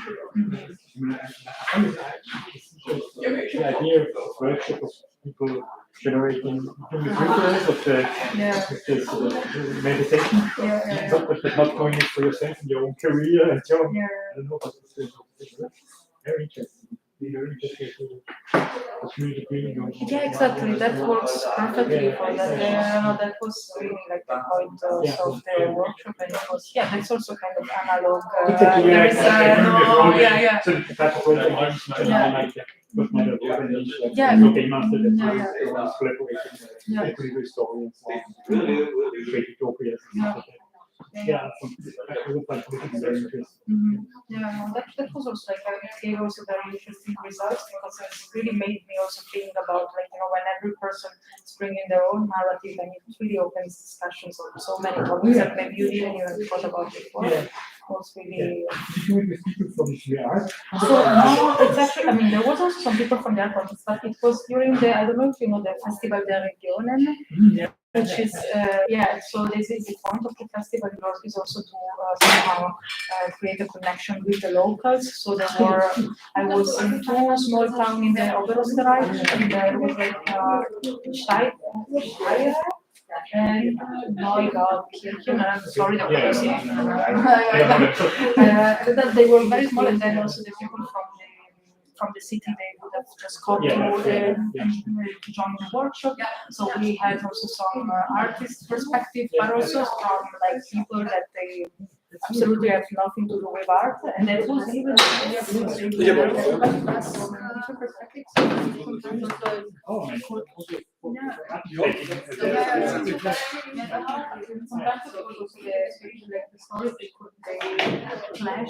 are people that I remember people that was saying we should not live in nature alone, not live in nature, just live like in our built cities with no green, and then other people who should live in nature, you know, like also this kind of things, and then it starts. But yeah, I mean, there was like an opening. That's interesting. I did it also with kids, so like younger people, like teenagers and so on, and that's also they are of course the one that dream the most. So it's interesting. Despite the it's great. Yeah, and then there's something very interesting. I have to say, I'm very happy with TikTok. So, stuck in Facebook. Yeah. I mean, I could speak up but no, I was always very interested in the dynamics. For me, it was always like a very mostly like to see also like the social implications. I think it's very, it's very strong. And then of course like there are so many layers that talk about when it comes to social media. But yeah, when I started working on the social media, I mean, I did also other projects in the past that I didn't show today, but when I started working, it was not really a topic yet because it was, I don't know, people didn't care so much. It seemed like something that everything is fine. It was even before like the Cambridge Analytica problem and everything. So people were like, yeah, we don't know, blah, blah, blah. Then now it's like people are way more aware in general. There's a huge thing. I think it's like what you said about it being. It's not that we are narcissists or because we all want to do the same thing. It's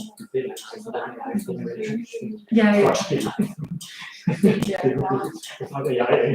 Also, it's a good point. Because I always, I realize that they can get in there. Of the cultural business sometimes it's very lots of stuff. But yeah, be reminded.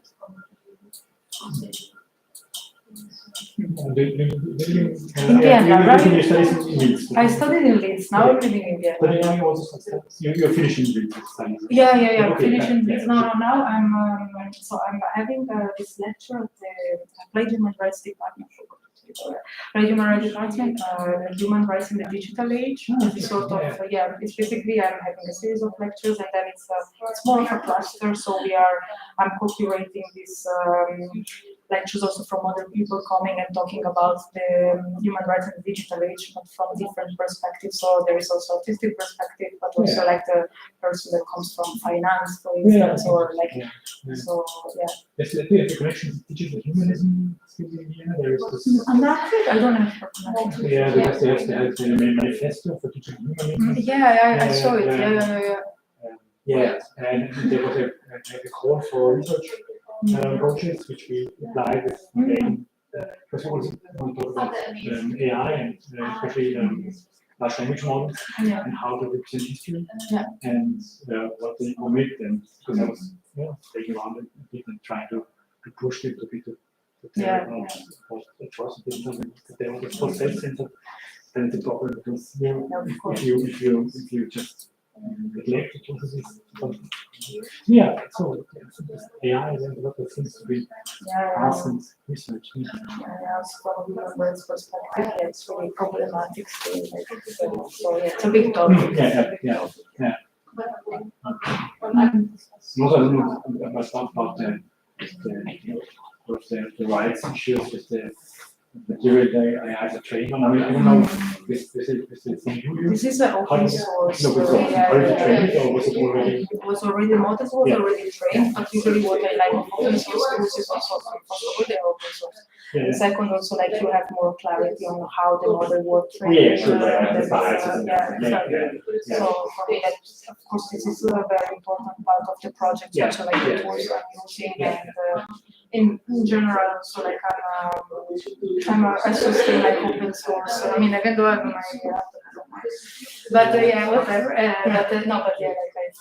I'm also part of this. I don't know if it's not the television. It's not the television. It's another community piece that is all about open source, burnout, and everything. They also have a nice festival in May, Arts Meets Radical Openness, and it's all about art and open source, media, open source. So for me, it's also a very important topic. Yeah. We recommended as a tool, which is very Thank you. I think if you go to the slides, you will have a great overview of your revisited. I mean, before being in the applied human rights department,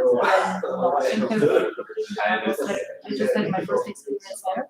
But yeah, now here and in this group, I've been once also to see they were. I think it was the open day, and then the students were exhibiting, was showing the projects, and I was checking over.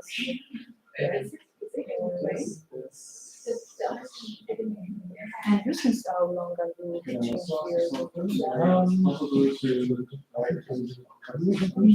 Yeah, I did other stuff before. here? And it was fun because I worked in academia universities. Yes, we can Also, the media studies, I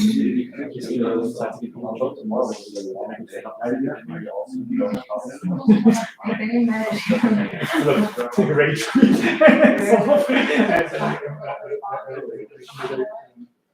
Course for becoming a learner, which I just used. And then I'm always presenting. And then I do a lot of time, but there are some searching. And I knew already from the way back. Like students that they're working in art, media, groups.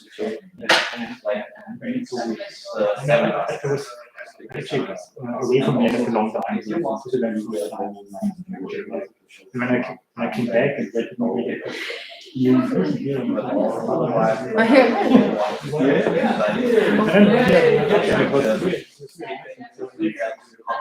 it was kind enough to give me a chance to teach that. And I enjoyed You mentioned that it could be possible to use like the whole seminar once more instead of 2 times very open. once more. Yeah, just use the conversatorium, like one additional semester to use the homologous. Yeah, Instead of going 2 the times projects to were really fascinating. Yeah. This department. Yeah. I also think I've heard about it somewhere, but I'm not sure. You come from Vienna. I was also thinking, but No, I don't. No, exactly. It was game. Not come from the game. No, so I don't. Of course, I'm fascinated by the topic. I like it. I'm giving myself, but I don't create. I just consume. yeah. I mean, you have to take it for the program. Okay, but then you just find somebody with the. Yeah, You need to have. Yeah. I mean, also like I have a technical team, but I'm also collaborating with other people when needed, with people that like they have really proper background, they can be faster. Sometimes you can also look into things and do it, but somebody can do it with less problem. Why not collaborating? Yeah, no, I know, sure. I think it's like, I mean, sometimes, but I think in the media context is quite normal in the end to have these collaborations. Also, like now I'm more into also this movie things where it's really like you are nobody for the group, like it's like the art field is like no, it's not that you are nobody, but in the art is always the artist and then the actor. But then in the movie, it's the opposite. It's the movie and then the director. Like somehow it's I don't know. It's for me it was really like interesting to see because with this project now we're going to like some festivals and so on. And so normally like you have the like you're not like when you are in an exhibition, the artificial country, like they call you like the name of the movie first.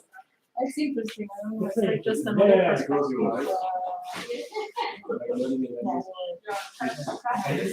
Because you where the instruction is the experimental movement, or It's usually goes to animation. animation, yeah.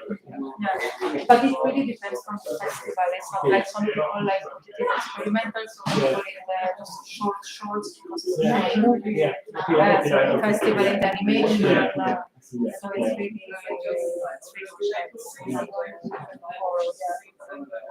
No, I'm curious how you do because for me, I don't know many. So for me, it was like everything was cheap. It was like I can't remember change the cover and medicate all the time. Change like an image. Something that changed about I really can't get figured out what's moving. But it's like also for the festivals, because there are some for some festivals that is like this is like maybe say this is unique, this is the future of the AI, and they are doing especially like voices in Japan. People like so it's going to a film festival in Japan, and they were like, oh my god, this has to be a special section for outstanding movie because for them it was something oh my god. And then there are other film festivals that they don't really see the value because it's like, yeah, but it's AI generated, they don't see they don't know how much work there is. So they say, again, they take our job, again, so they take our job, so the movie doesn't get selected for this festival. So it's really like, either this or this. It's like either people know it or this. Something you can't get it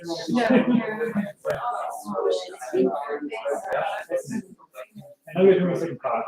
I'm doing the second one, which also, as you may imagine, like in 1 year, like things change so much and develop so much, so the cycle is going to be quite different. Honestly, I'm always looking for this kind of animation feeling, like right now, it's more possible to make something that almost looks like a movie, but of course you can have it as AI, but it's really more like not CGI, but I really don't like this kind of looks like a battery that so I like this animation. And but yeah, now I'm spending lots of time just like to try different workflows to understand what I want to do because like how I want to define this activity to be because I want to have something a bit different from this and then the fact that the workflow is also different.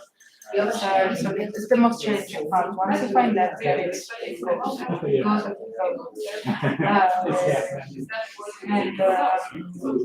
And then I'm already thinking about that third one, or this is the trilogy that I was close. And then we see because it's it's really interesting, but it's also sometimes it's hard work because it gets a bit frustrating.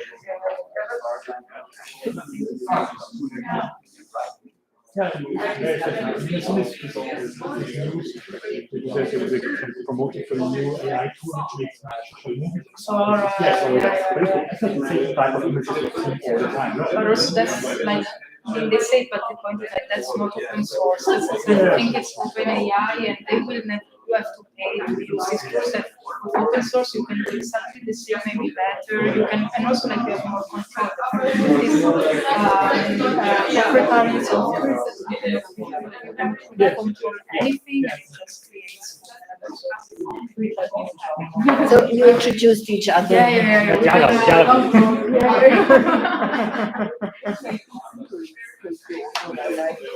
What I was just referencing also this our topic, a lot the surveillance capitalists, the archetypes I liked a lot that you introduced, very interesting. Intervention, I didn't know the term. Very interesting. Well, really? Because nobody knows what this will be the first one. No, I didn't know it. Oh, you didn't know? Sorry. This is what I didn't know it. No, I didn't know because it was new for me with the high values that actually quite closely referring. Makes sense. Yeah, makes sense, yeah. Surveillance. So is it from No, it's no, it's from a sociologist, Anderson, it's his last name, and I think he called it like in maybe 2016, but it just is like in this sociologist, there's one paper that I can also send to you, and then it wasn't used, like and when I don't even remember how, yeah, and I didn't even remember how I found it out. I think I was just researching and suddenly I jumped in this paper. This really makes sense, but it's not really. And then actually, maybe I ask you also for your image or maybe a time online. I'm just writing an article now. And also, where today is capitalism, is money. I already have a sequence about it. But I would, I think, quote your maybe make your image. Yeah. Of course. Yeah. Yeah, it's for a book, so for the frog the future is really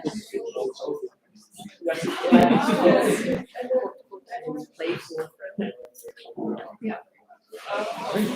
Okay, so what role are playing? Good, here we go.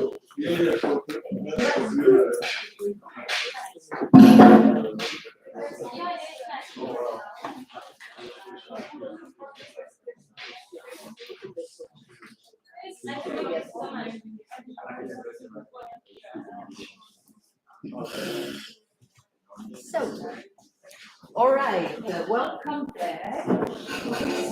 Hello from afternoon.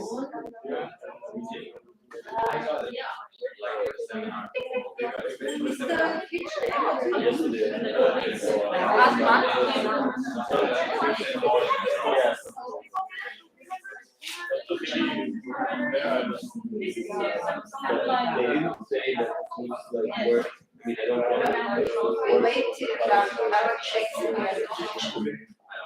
Because I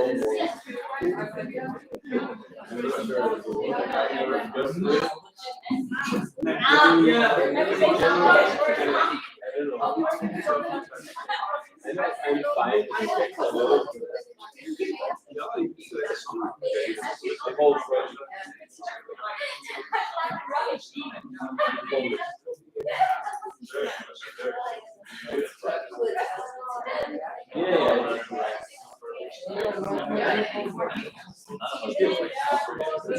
no, that's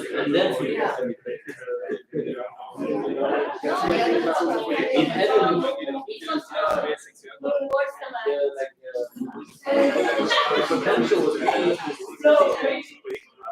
I don't think it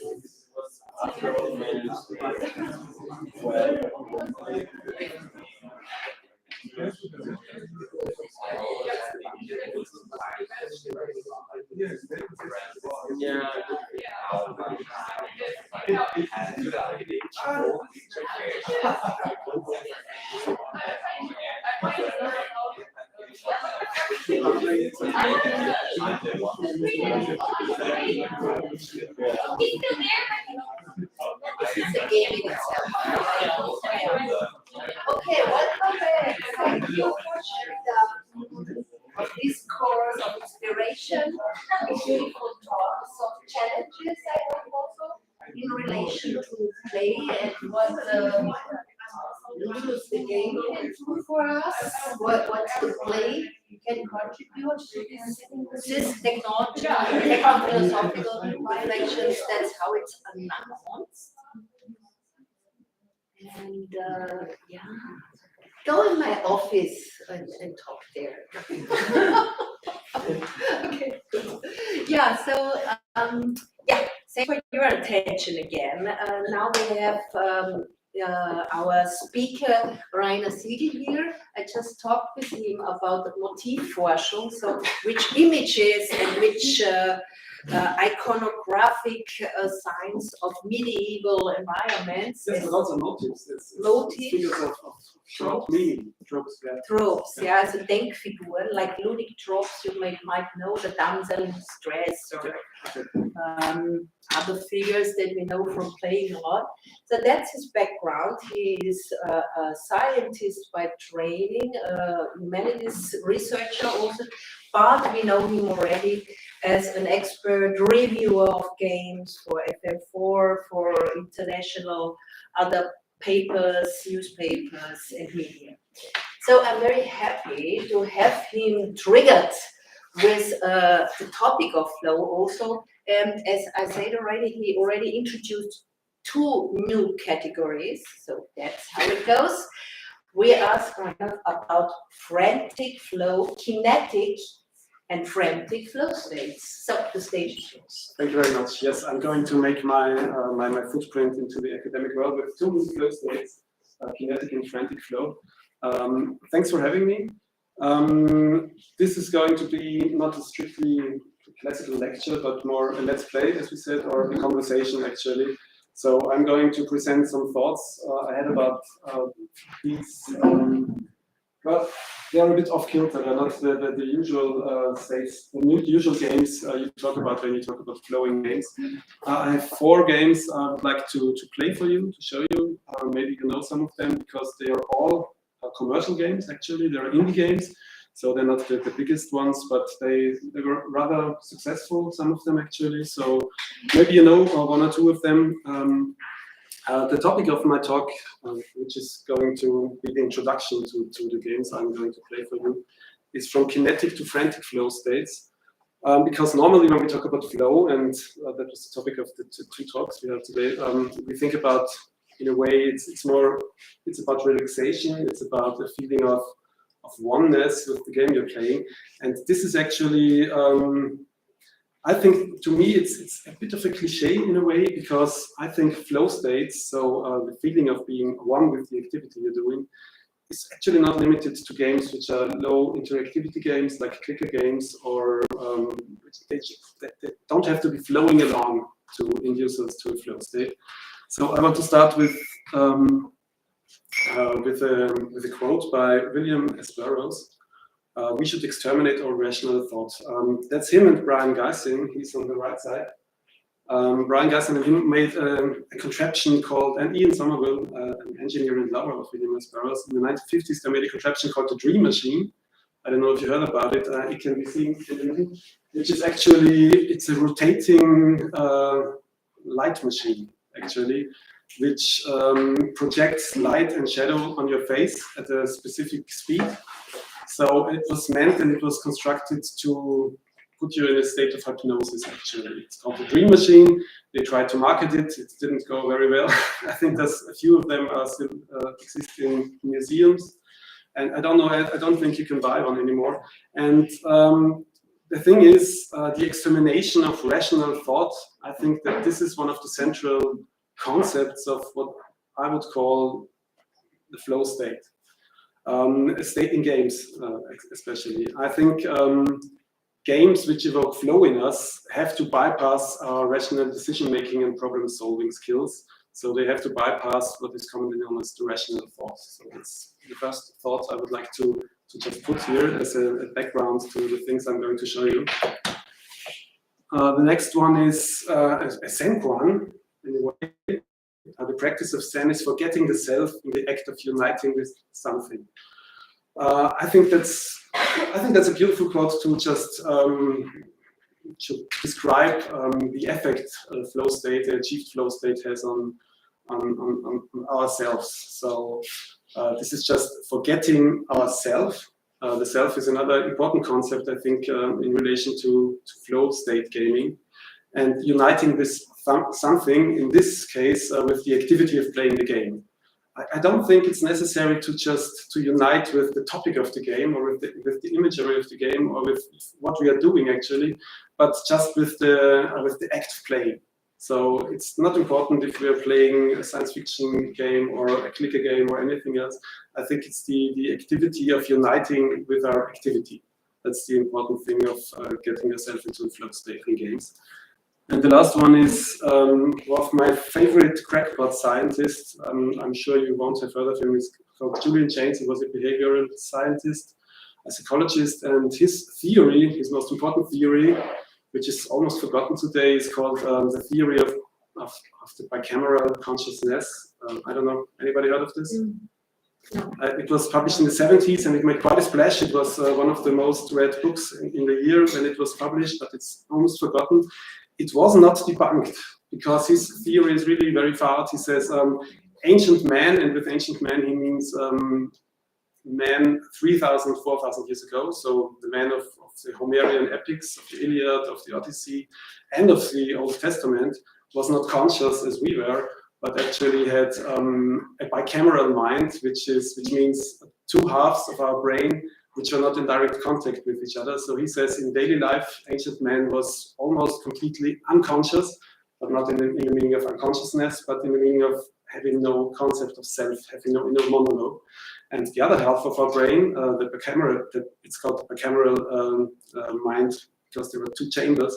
The other chamber was our higher self, which was communicating with our unconscious self by hallucinations, by auditory hallucinations. So the God was speaking to us, telling us what to do in difficult situations. So, and one of the quotes in this interesting book, I can really recommend it. It's really a great read. It's beautifully written. It's very provocative still. It's sometimes almost as if the problem has to be forgotten to be solved. And I think that's also a beautiful description of what we are doing when we are playing a game and getting into a flow state. The way I'm going to, I was planning to do this was, I'll be showing you the games, I'll be playing them. And yes, the problem is a flow state in the person who plays the game can't really be shared with you by watching me. So I urge you to just try the games after the Let's Plays are finished, after the talk, after the Symposium is finished. I think they're all installed on this computer. So just try and play them, because I think you'll like what you'll see. The games are beautiful to look at. They're also very beautiful to listen to, because music is a very important concept in flowing games as I see it. But I don't think you'll be able to just experience the flow. Of course not. I'll be having when I'm playing it, or when I'm playing it in another setting like this, because this is not the normal setting I'm playing games in, I have to admit. So the first game I'll be showing you is XO1 by Jay Weston, which was released in 2021. As I said, all of these games are commercial games. They were released on Steam for the most part, and on consoles later on. And I would like to introduce you to the concept I like to call kinetic flow. Kinetic in the meaning that it's a matter of movement. The movement which we can achieve in the game, and the game provides to us, is the vector by which we arrive at the flow state in the best of cases, actually. And the way I want to do it, I want to do this with you is I'll be playing the game, and I think maybe after a few minutes, when I've shown you the game, I'll just start commenting on a few things I think are remarkable about it. We agreed that, Margarete, you can just drop in and ask me anything you'd like, and I think I think it would be more practical to have a Q&A session with everybody here after I finish playing the game, so because it will take away from the gaming experience from the flow state I would like to show you. Okay. So this is XO1. Did anybody play this game when it came out? Nobody knows it? Okay, that's perfect. It's a science fiction game, and it's like 2001: A Space Odyssey meets Marble Madness. So that's the short pitch, actually. I'll just be playing the first level to show you the concepts. And I think the important thing here is that this game really makes it easy to give you the kinetic flow of deciding where you want to go, of giving you speed, and of just giving you this huge and giant playground, but still with a narrative structure. I think this is also very interesting. This is not a sandbox game, but it's a game which actually tells a quite interesting science fiction story as well. So. I'm going to skip the intro because it's more about the gameplay actually.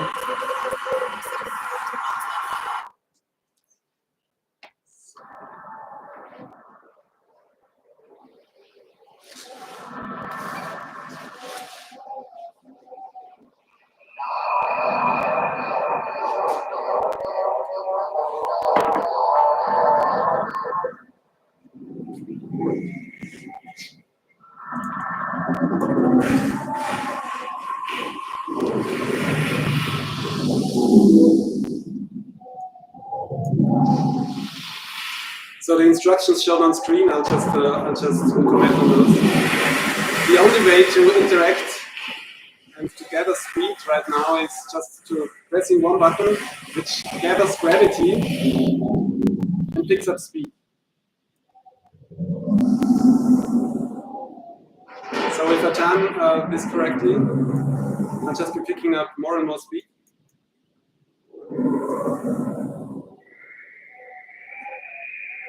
And if I'm airborne, I can just change my shape and just start floating.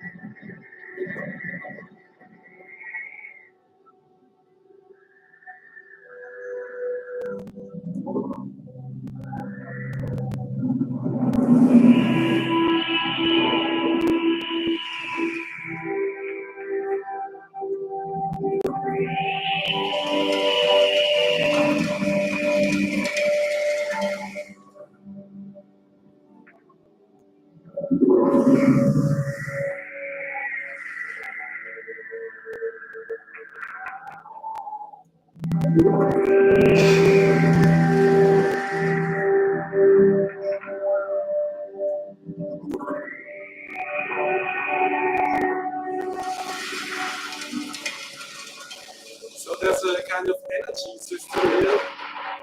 I can just float all the time. As you can see, when the gold machine just slides down, then I'll transfer back into a sphere. And I have to pick up speed again, either by rolling along the ground or by just diving through clouds. And there's almost no graphical interface here, so there's no user interface apart from these messages. And like in Journey, I'm sure you've all played that. Like in Journey, there's no objective, there's no map, but there's just this. You can see this beam in the distance. I can go anywhere actually. I don't have to go towards this beam. I can roll anywhere I want. I can go in the opposite direction. But as there is nothing else to do here except move and fly, I think everybody will sooner or later just start wondering what's happening at the destination of this game. And the main thing here is that this game, in my opinion, this is really a good example for what I would like to call kinetic flow, because the movement is the thing, and the movement is rhythmically structured as well as gameplay-wise, because if you play it for a while, you realize that you don't only have to use the ground to gather speed, but you can also just stay airborne and gather speed by nosediving and then climbing again. So this is a kind of meditative way to move, which is at the same time it's quite high speed actually, but also very hypnotic and meditative.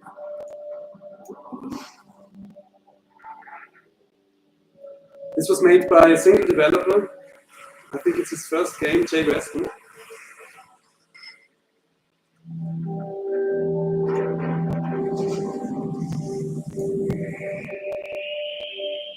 It there's quite a lot of opportunity to just express yourself by playing the way you want. You can really just roll along the ground,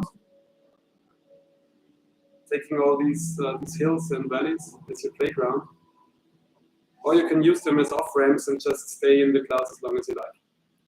So the thing is, there's no story, there's no objective which posits itself between me and the game. It's just this movement and the sense of actually getting somewhere.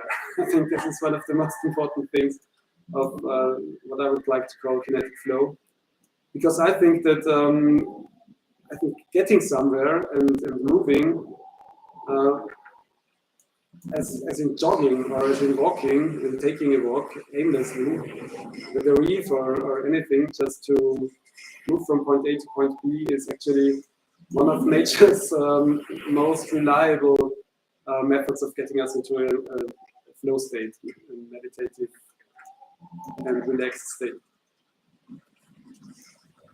So to show you the end of this level, that's the structure you're going to.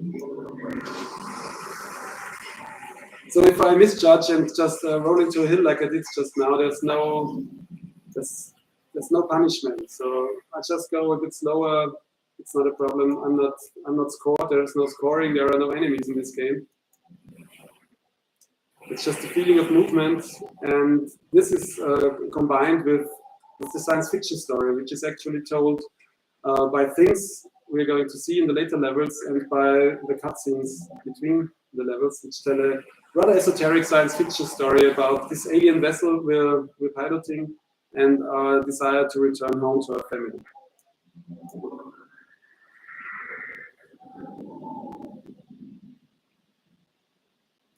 How long did you play it? I think the whole game is about 2 or 3 hours long, so it's about 10 levels. You can just choose which ones you want to play next. Yeah, that's one of the ways the story is told. I think I finished it twice because it's just a relaxing meditative experience, actually.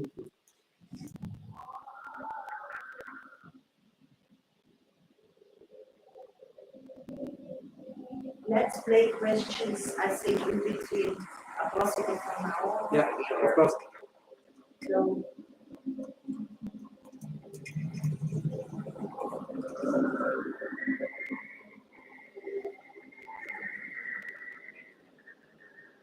So that was level 1, the tutorial level, actually.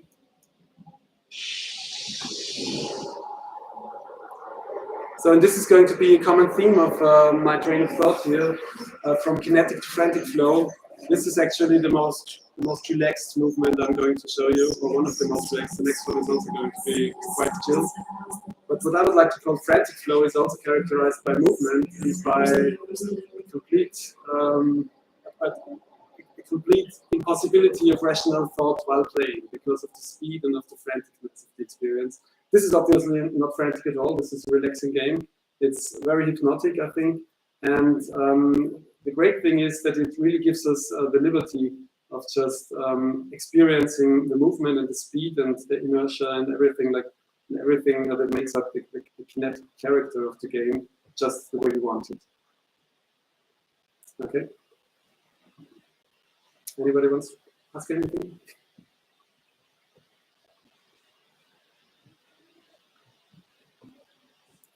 Right. So maybe I'll just show you level 2 so you can see some of the different environments.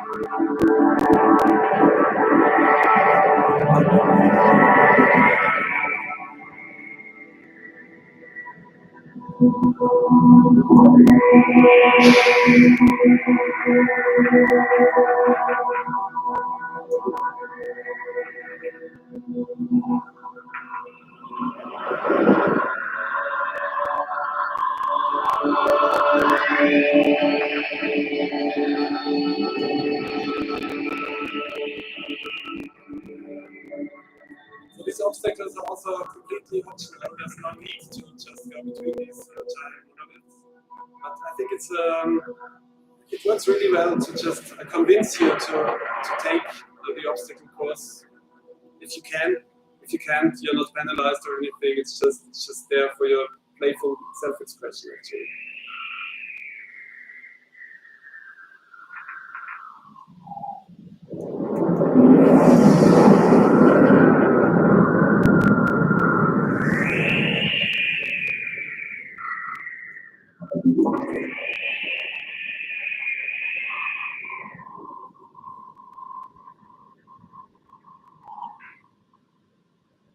Okay.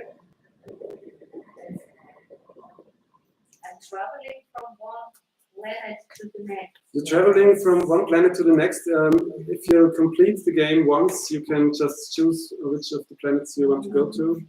There's a water planet, which really has you just diving below the waves as well.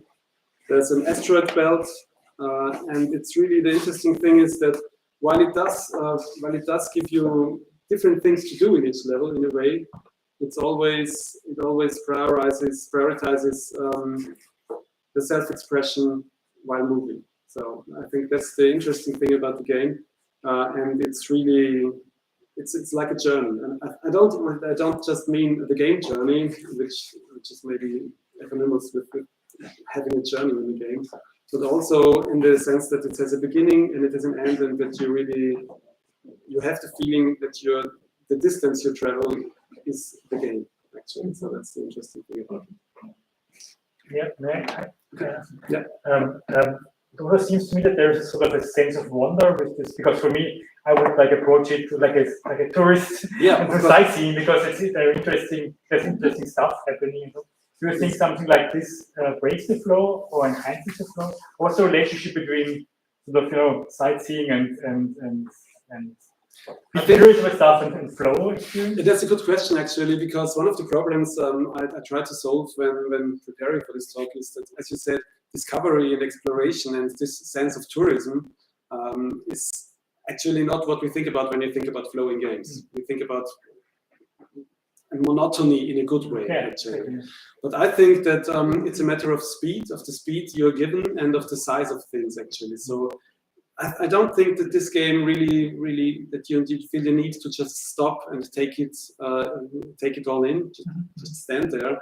But I think the speed and the size and the distances are really made to be experienced at this speed the game just gives you. So you have this sense of discovery and you have this sense of exotic locations and of interesting things, but at the same time, you're really the kinetic impetus to just keep going is the thing that keeps you in the flow state.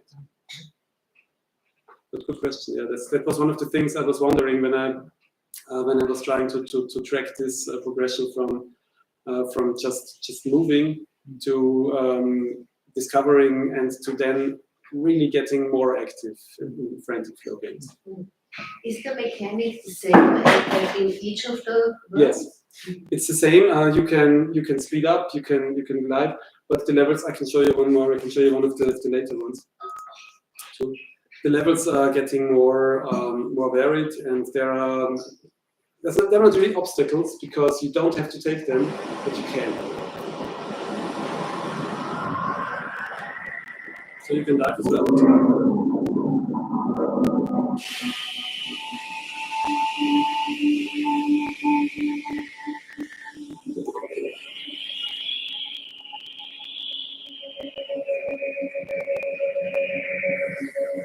So this is like skipping the stones along a lake.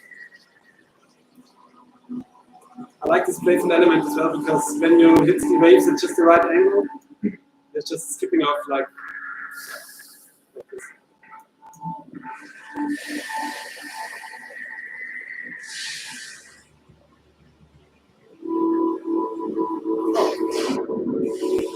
Didn't manage to go through it, but the game won't penalize me for it. It's just a missed opportunity, and there's no penalty. And actually, we don't mind playing it if you don't just hit these obstacles like that. If this is not my street, Of course. if you don't collect the energy, then you will be slow as well. If you travel as a sphere, you won't speed up. Okay.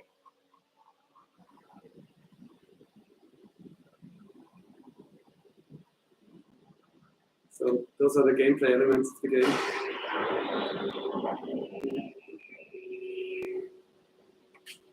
You can take these routes if you want to.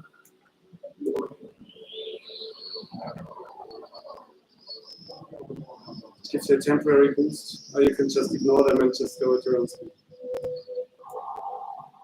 Right, and you said you have, the way you play is a way of expressing yourself. Yes. Okay. So there's flying islands and data levels, and it has quite a beautiful ending. So I urge you to just really, if you like it, just try it and play it in one sitting, because it's a short experience. It's about 2 hours or 3 hours at the most. It's really very poetic, and it really puts you in a flow state. I didn't think, when I started reviewing it, I didn't think I'd like it so much, because it really did something new for me, I think. Okay.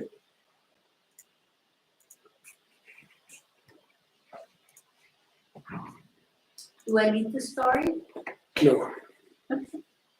The story is not. It's not told in a way that it's easily perfectly understandable. So it has to be interpreted. As I said, it's a mixture of 2001 Odyssey and Space Odyssey, which is also quite enigmatic, and it borrows a lot of that vibe. So it's not really made explicit what really happens. So it's just telling us by vibes and by flashbacks. You showed Burroughs and Geising's Dream Machine at the beginning, as in the original text of the Symposium, we have it mentioned also, because it was supposed to put you in a different state. What is your game experience if you play it through 2-3 hours? Does it change you? I think it really put me in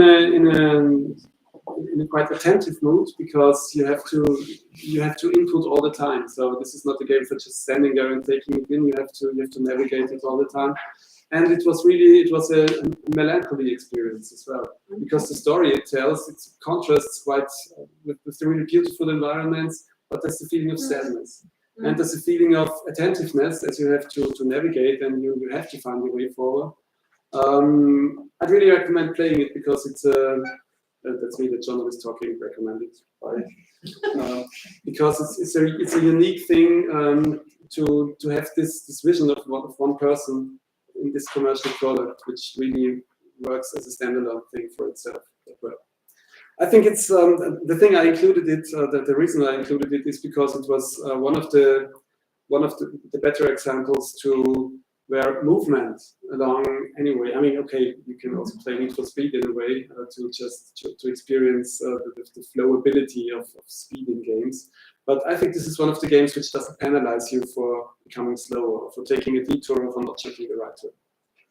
This quote by Aldous Huxley is a bit contradictory to what I said before. Consciousness is only possible through change. Change is only possible through movement. I think consciousness, as Aldous Huxley means it here, is he means our conscious experience of being. Not exactly the thing we would like to talk about when we talk about flow states in games. But the next game I have with me is Shape of the World, Stu Maxwell. Does anybody know it? I'd like to, if I one of these games, I'm interested in how many of you have heard about it before. Yeah. Nobody? Okay. It wasn't very successful, I think. EXO-1 was quite successful in its niche. I think it sold quite well. It got a few awards. This game actually sadly just dropped like a stone, I think. Nobody really talked about it. It didn't sell very well. But it's a really interesting example of mixing two concepts, because the headline from kinetic to musical flow is that I think that flow states are really more easily achieved by putting the right music in the experience. So by putting us in the right mood, by giving the right audio cues. And I think musical flow, I didn't include it in the headline of the talk, because I think it's more a subcategory of this thing.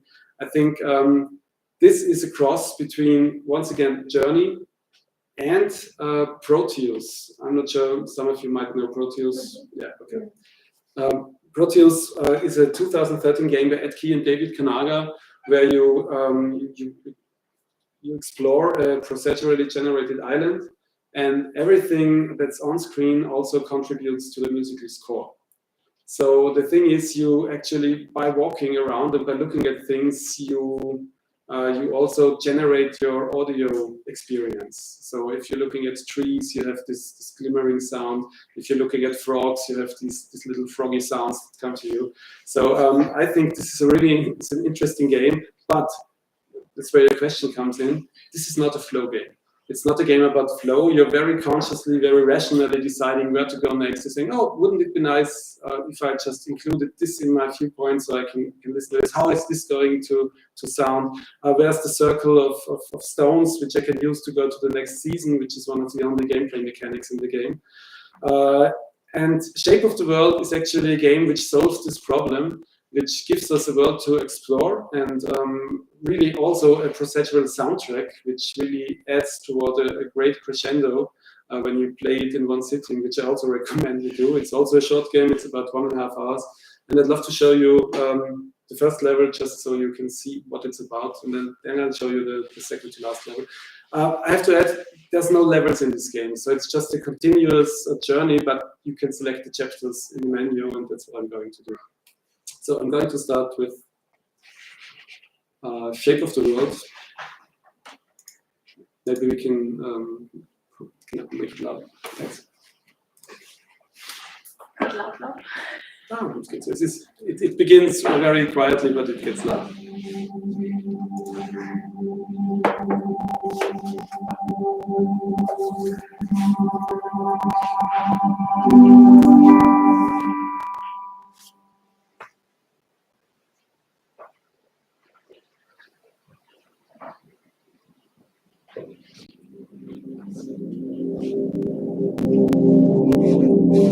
So as you can see, there's nothing much at the start. And this is a game where you pick the speed. So it's a walking simulator in a way. So you can just stand there and look as well. But I think the flow experience in this game is also in the continuous forward movement. And the game makes it easy to just keep moving and to waypoint you in the right direction with a few tricks I'm going to show you.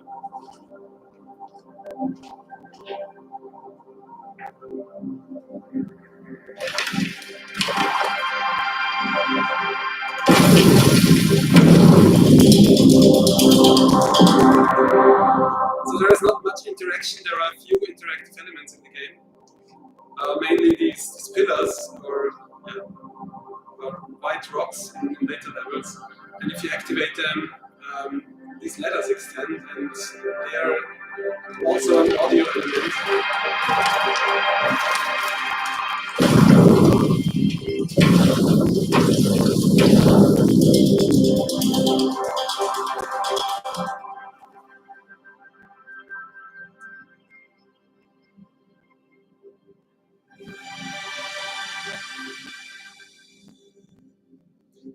And these levels are not procedurally generated, but they are built by hand.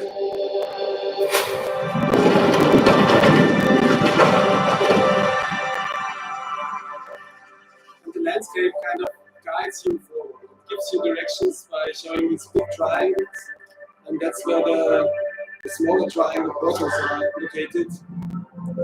Yeah. And you find yourself in a world of similar to Proteus, where you can explore, and the things you see also add to the soundscape. But the orchestral sound as a whole is just builds to this really orchestral climax in the last act. One of the very few gameplay elements is you can throw seeds.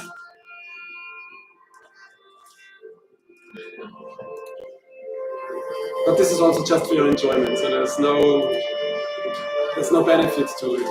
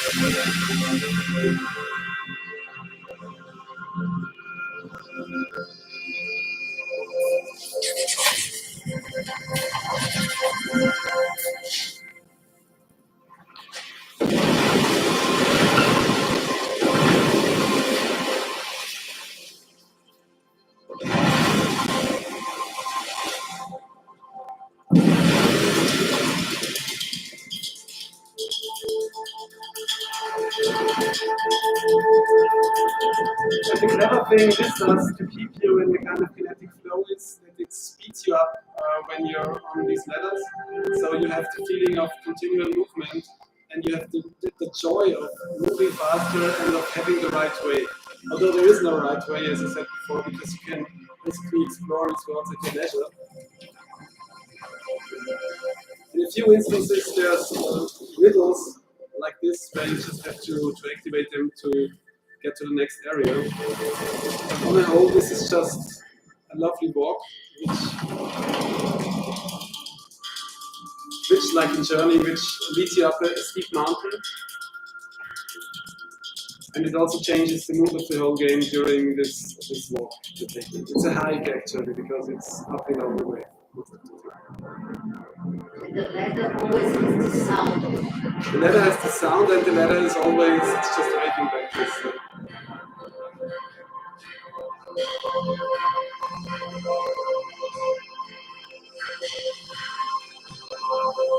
And it disappears. There is no fall damage, you cannot die. The animals, you can interact with them, but most of them are really just to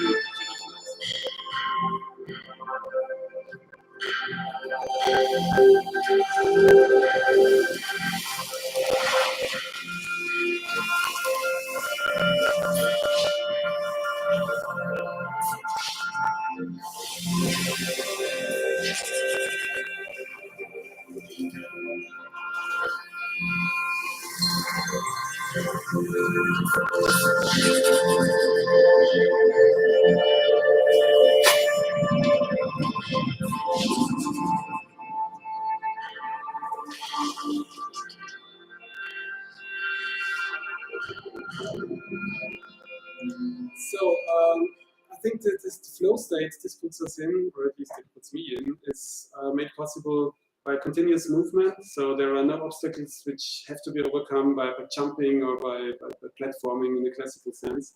But it's more about really moving from set piece to set piece. And I'm just very quickly showing you the way this changes character over the playthrough of about, I think, 90 minutes. I noticed when you are going, then grass is growing. Yeah. Does this remain or it goes away when I? Who knows? If you go back, it's there again. So I don't think you don't fill the world with vegetation, but it just removes itself. So it's like a fog actually. It's just a few instances. So we're getting really close to the final stages here. You see that the moods really change.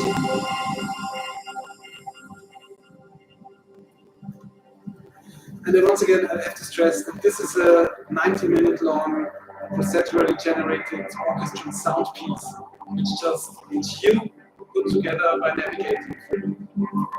I think this is one of the most, this is one of the ideas which really lends itself to put you in a flow state more than other musical scorings. And the important thing in the later levels is that your movement is you can jump to these gates, which makes the game really faster in a way, because this also underscores the urgency. You're getting closer to your destination.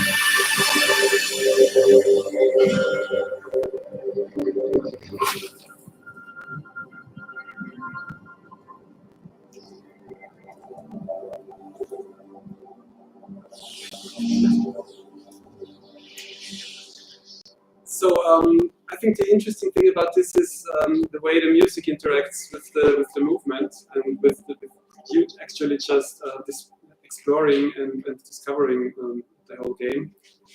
Yeah, are there any questions? So that's why, because I called it from kinetic to musical flow, because I think the musical experience is really what puts this game, which helps you achieve a different state of consciousness, which I'd argue is, you can call it flow.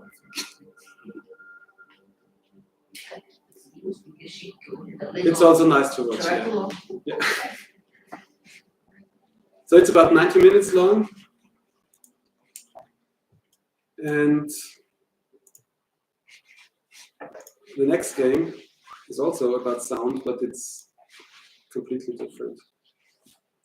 Maybe one or two of you have heard about this one. It's called ehem. And actually it's also a game where sound is really important, but in a completely different way. And that's why I called it from kinetic to frantic flow. Maybe to just jot down what I mean by frantic flow. We all know games which are so fast and so demanding of us that we literally can't entertain rational thought anymore. Because if you remember, if the aim is to exterminate all rational thought, which is one of the aims of flow states in games, I think, then it's a good idea to not leave the player much room to breathe or much room to ruminate on his actions or to just plan or just think about what he has done. So in a way, frantic flow is what happens if you fall into the zone of just reacting to what is here. And the interesting thing about the example of ehem is that this is also a musical instrument, and it also lends itself to musical improvisation. I have another quote by Stan Getz this time. As far as playing jazz, no other art form other than conversation can give the satisfaction of spontaneous interaction. And I think Stan Getz didn't play many video games in this day, because I'd argue that video games are one of the other modes of that spontaneous interaction is possible. And in the case of ehem, it's really also possible with jazz. I'll just be playing the first level of the game. The thing is, this came out in, I think, 2018. And there is also a game soundtrack available on vinyl. And this was actually recorded by playing the game itself. So the game was used as an instrument to record the soundtrack. And you'll see how that's going to work in a few minutes, because yeah, it goes with the theme of music all the way, because the different worlds or levels you can select are called album, long players. And oh no, I think that I want to start again. Sorry.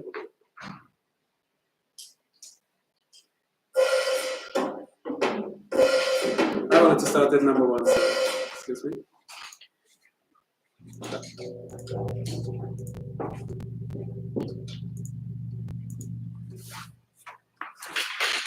So we're a gorilla and we want to get out.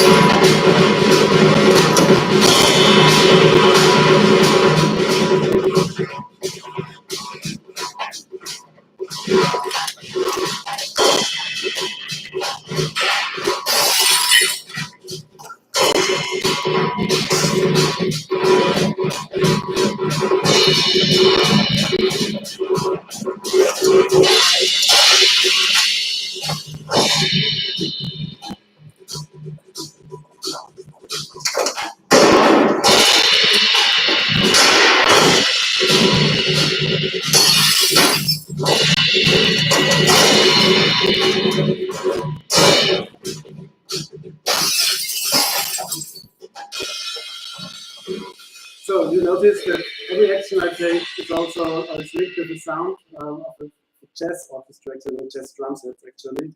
So by playing the game, you also improvise a free jazz set.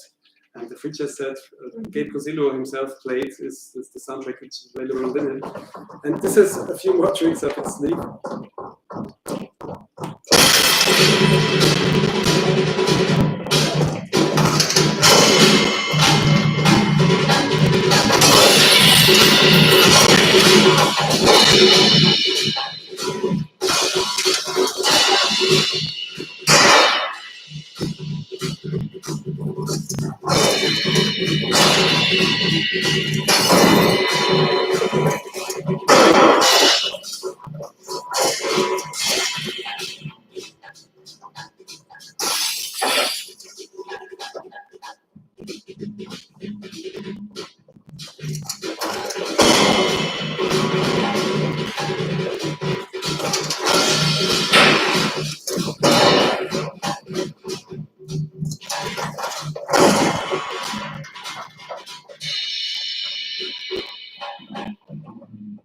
So one more.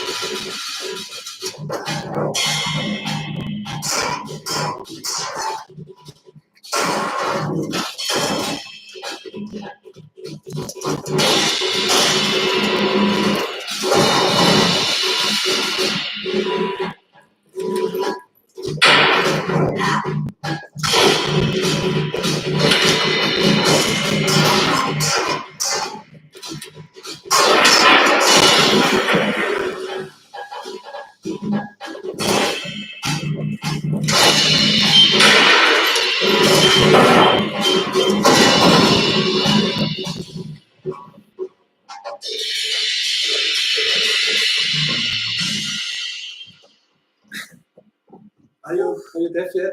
Okay. So the interesting thing for me is that this puts you in a rare mode where the soundtrack is actually made by yourself. So I think this is really the thing which makes us one with the actions of this great gorilla here, because if you're just walking, it does this basic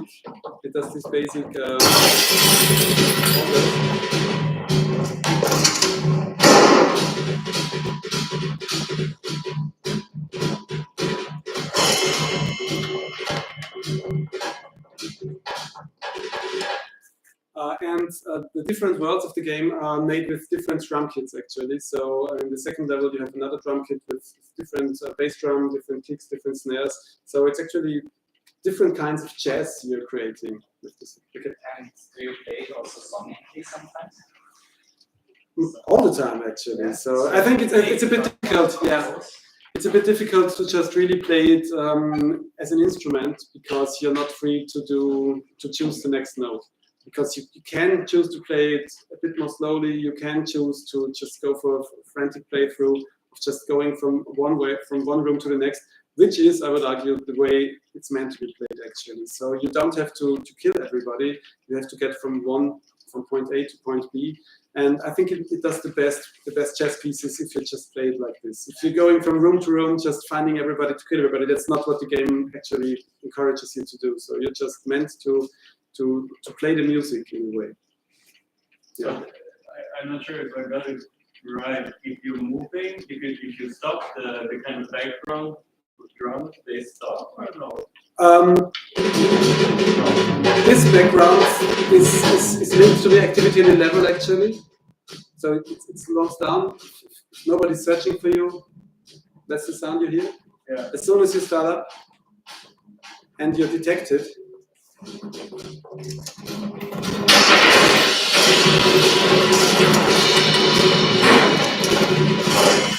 this is linked to your activity in the level, and also to, I think it's also cute to your injury, because as you can see, the more you're hit, the more blood you lose.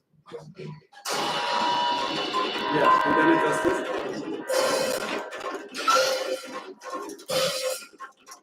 So it really plays with the different drum sets and different moves.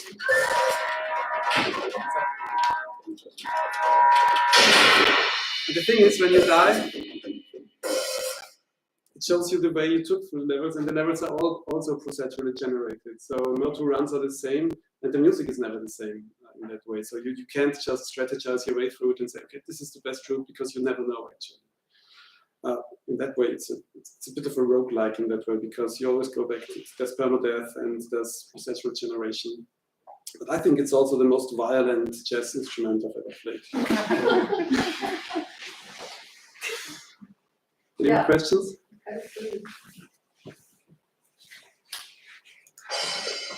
And by the way, the thing is, Gabe Cosillo and Bennett Foddy, I think Bennett Foddy is maybe known by his games Co-op.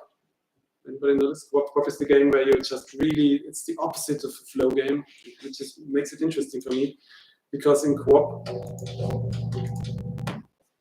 you just basically have to climb or run. I think there are two games. One is co-op. I think co-op is the running game.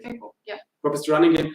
You're tasked with running. So, and this means you have to move each leg, the foot, the knees of your runner, and it makes running the most impossible task actually.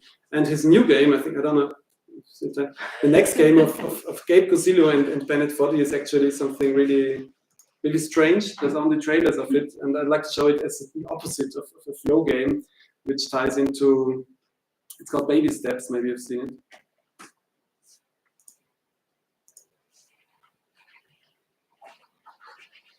Just show, because this is the opposite of flow gameplay, because you have to, yeah. Nate, buddy, family meeting, let's go. Not right now. Not right now. You are really killing it with these people. You just want to no, he's 35. I wanted to have some kind of discipline. Hey, you can hear my voice. I want to come up here and having a family meeting.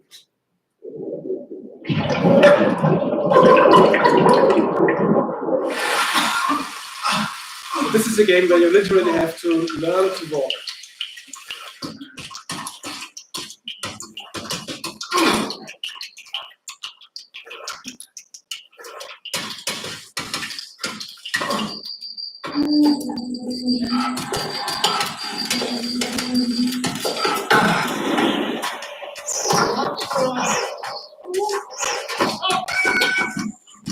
I'm not sure, maybe there's some flow state hidden in it, it's not released yet.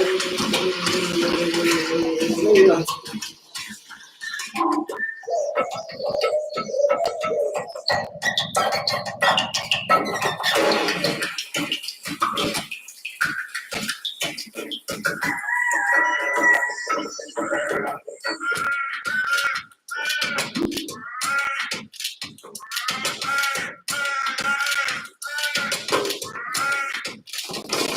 Can you not? I didn't. Yeah, let's go back in time to when you did it. No, I was trying to catch it.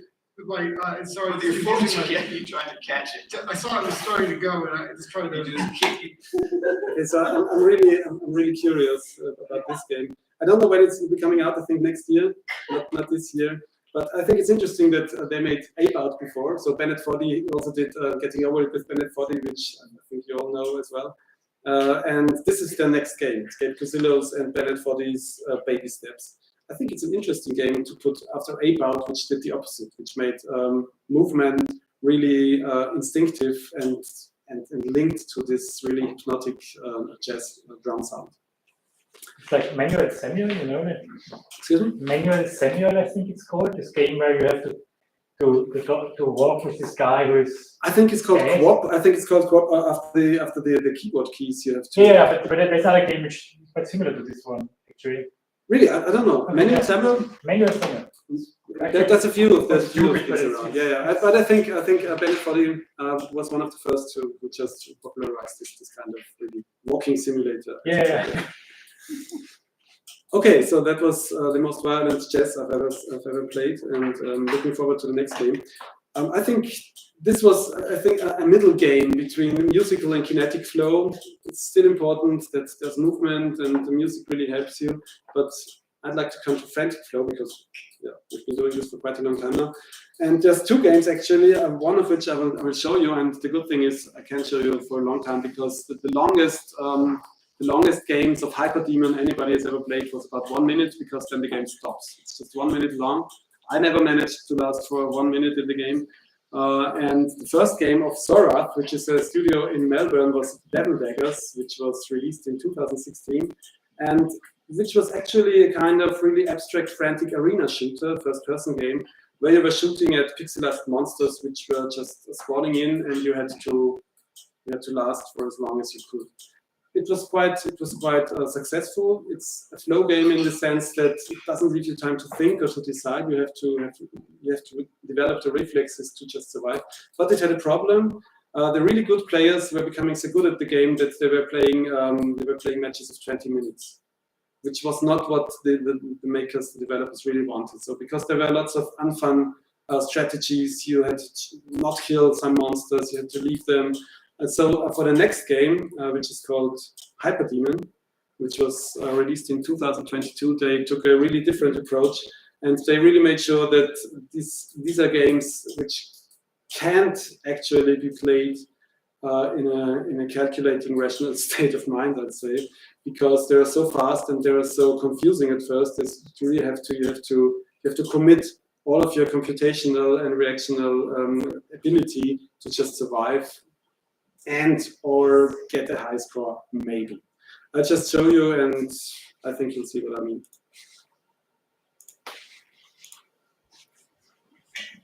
I won't show you very long though, because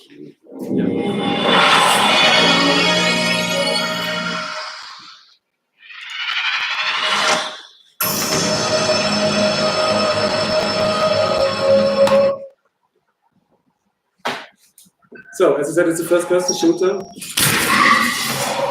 And at the top is my high score. And as you notice, it will be getting lower. So the thing Zorath did to just keep you committed to just movement and not strategizing and not thinking was to just keep reducing your high score with every second that passes. So if you're just playing it safe, you'll never get any high score at all. You have to get into the thick of it, you'll have to attack, and you'll have to do all of this without thinking, because I'll show you again.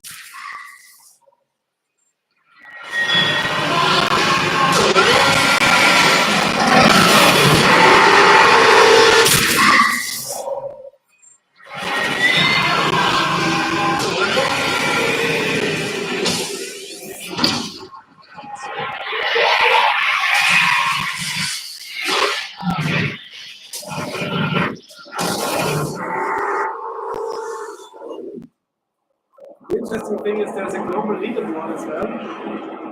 There's a global leaderboard, and if you look, the interesting thing is this game really it records each of your tries, and you can take a look at what the number one player, what his run was. He scored 427 points, and as I said before, the runs are only 1 minute long because then the game just stops. I'll just show you one. I'll just show the most successful Hyperdemon run.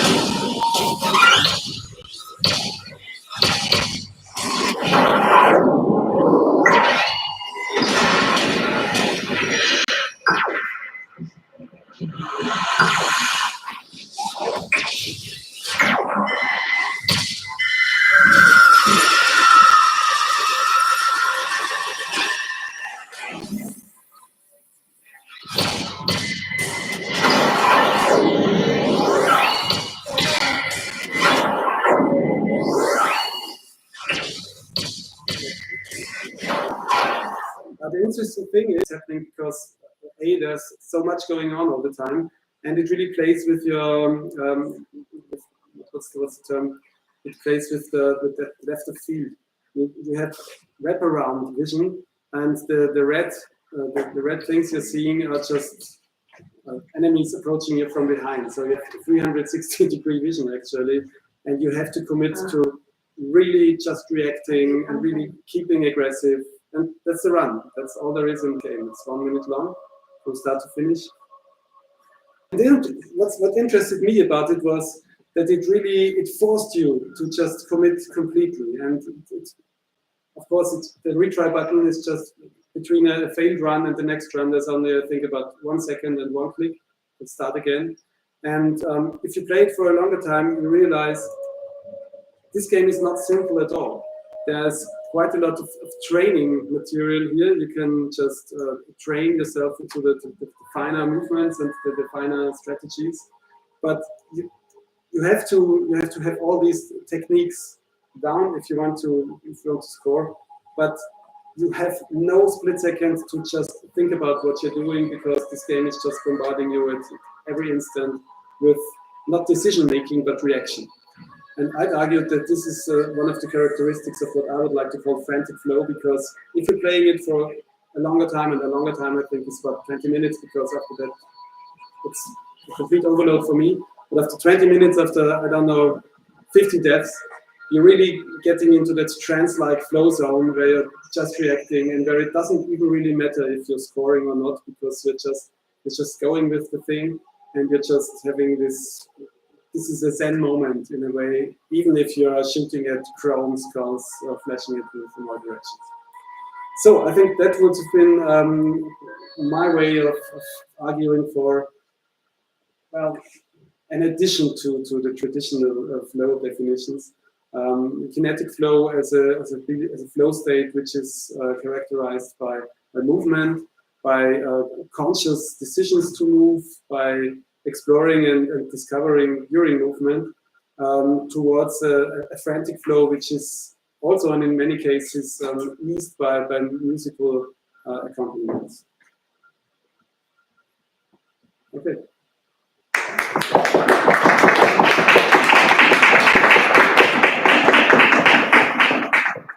Thank you very much. More questions? Yes. Yes, I was want to mention that that's one example that there is no story to the player and like the gameplay is flow for the mechanic. I mean, does this flow mechanic model to work, or does it require an absence of story working, or? I think it's an interesting combination actually, because the gameplay itself doesn't need the story. It's a speed simulation in a way. That's why I said it's a mixture of 2001 and Marble Madness. Marble Madness is the game where you just throw this ball along different parkour. But I think it really complements it nicely, because you don't count on this simulation of speed and traversal having a story. And the story is also, it's non-interactive, so it's just fixed. It's just it happens between the levels more or less, but it still fills the whole thing with an atmosphere of melancholy, of romance in a way, because you're trying to get home. It's tropical. You're trying to get home to your wife. It's an astronaut story, like 2010 actually, the second movie, the second book by Arthur C. Clarke, where it's about the astronaut which is lost in 2001 getting back home. And I think it's an interesting mix. I think it elevates it above just the walking simulator where you also fly to something which is more ambitious, and also which is really well fitted to being played in one sitting, because it's just like a movie. It's 2 hours from start to finish. You see lots of interesting sights. And you have this feeling of flight actually, which is something quite rare, I would say, in many games.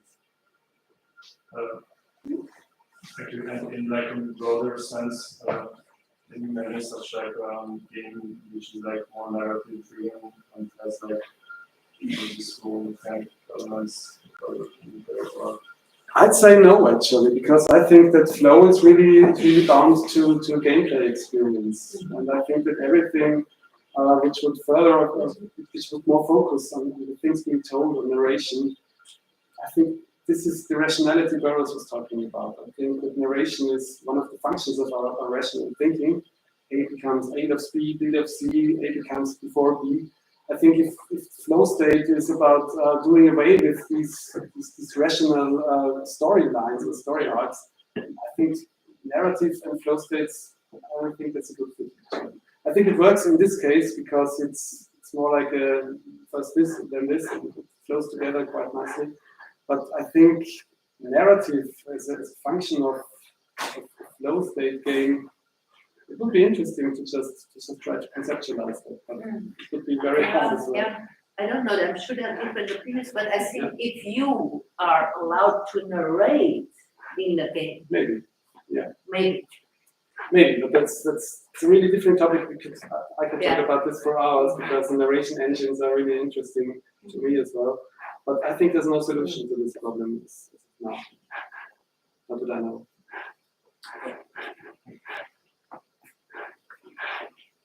Have you played the game Thumper? Yes. Yes. It's a very good game as well. Yeah. But I think the main difference between XO1 and Thumper is that Thumper is on rails literally because it's a racing game. You just have this one rail, and it's also a rhythm game. Rhythm games are also, I think, rhythm games are maybe also good examples of frantic flow games because you're just made to react in the split second. It happens. Musical aspects. Yeah. Since rest. Yeah. Thumper is a great game. Thumper has a great soundtrack as well. But I think the main thing that sets it apart is it's really very linear in many ways. It's linear in that it's just on rails. It's linear in its music. The music is set pieces, which just you have to react to the set pieces at the exact same time.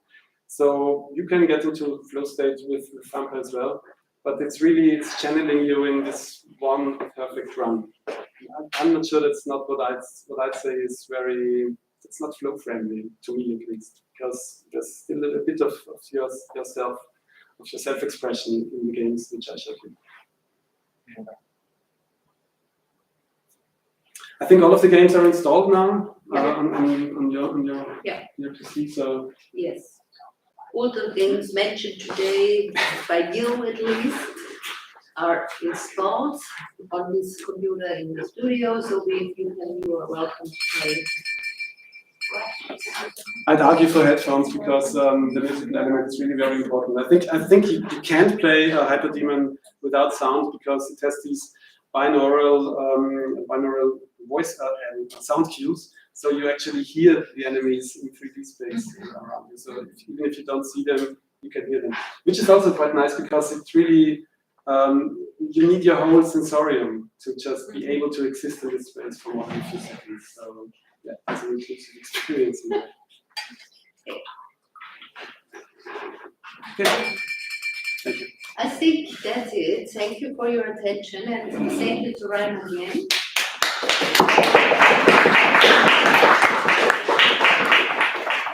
I think that's the formal end of the symposium afternoon where we have our theoretical input to flow and extensions of flow. Why do we want to get into the flow? Maybe it has to do with consciousness, as Rainer said. Maybe it has to do with the creative approach and the archetypes, the archetype presented by Sophia. Thanks to both of you, and have a nice afternoon, evening. We see you after Easter. Bye.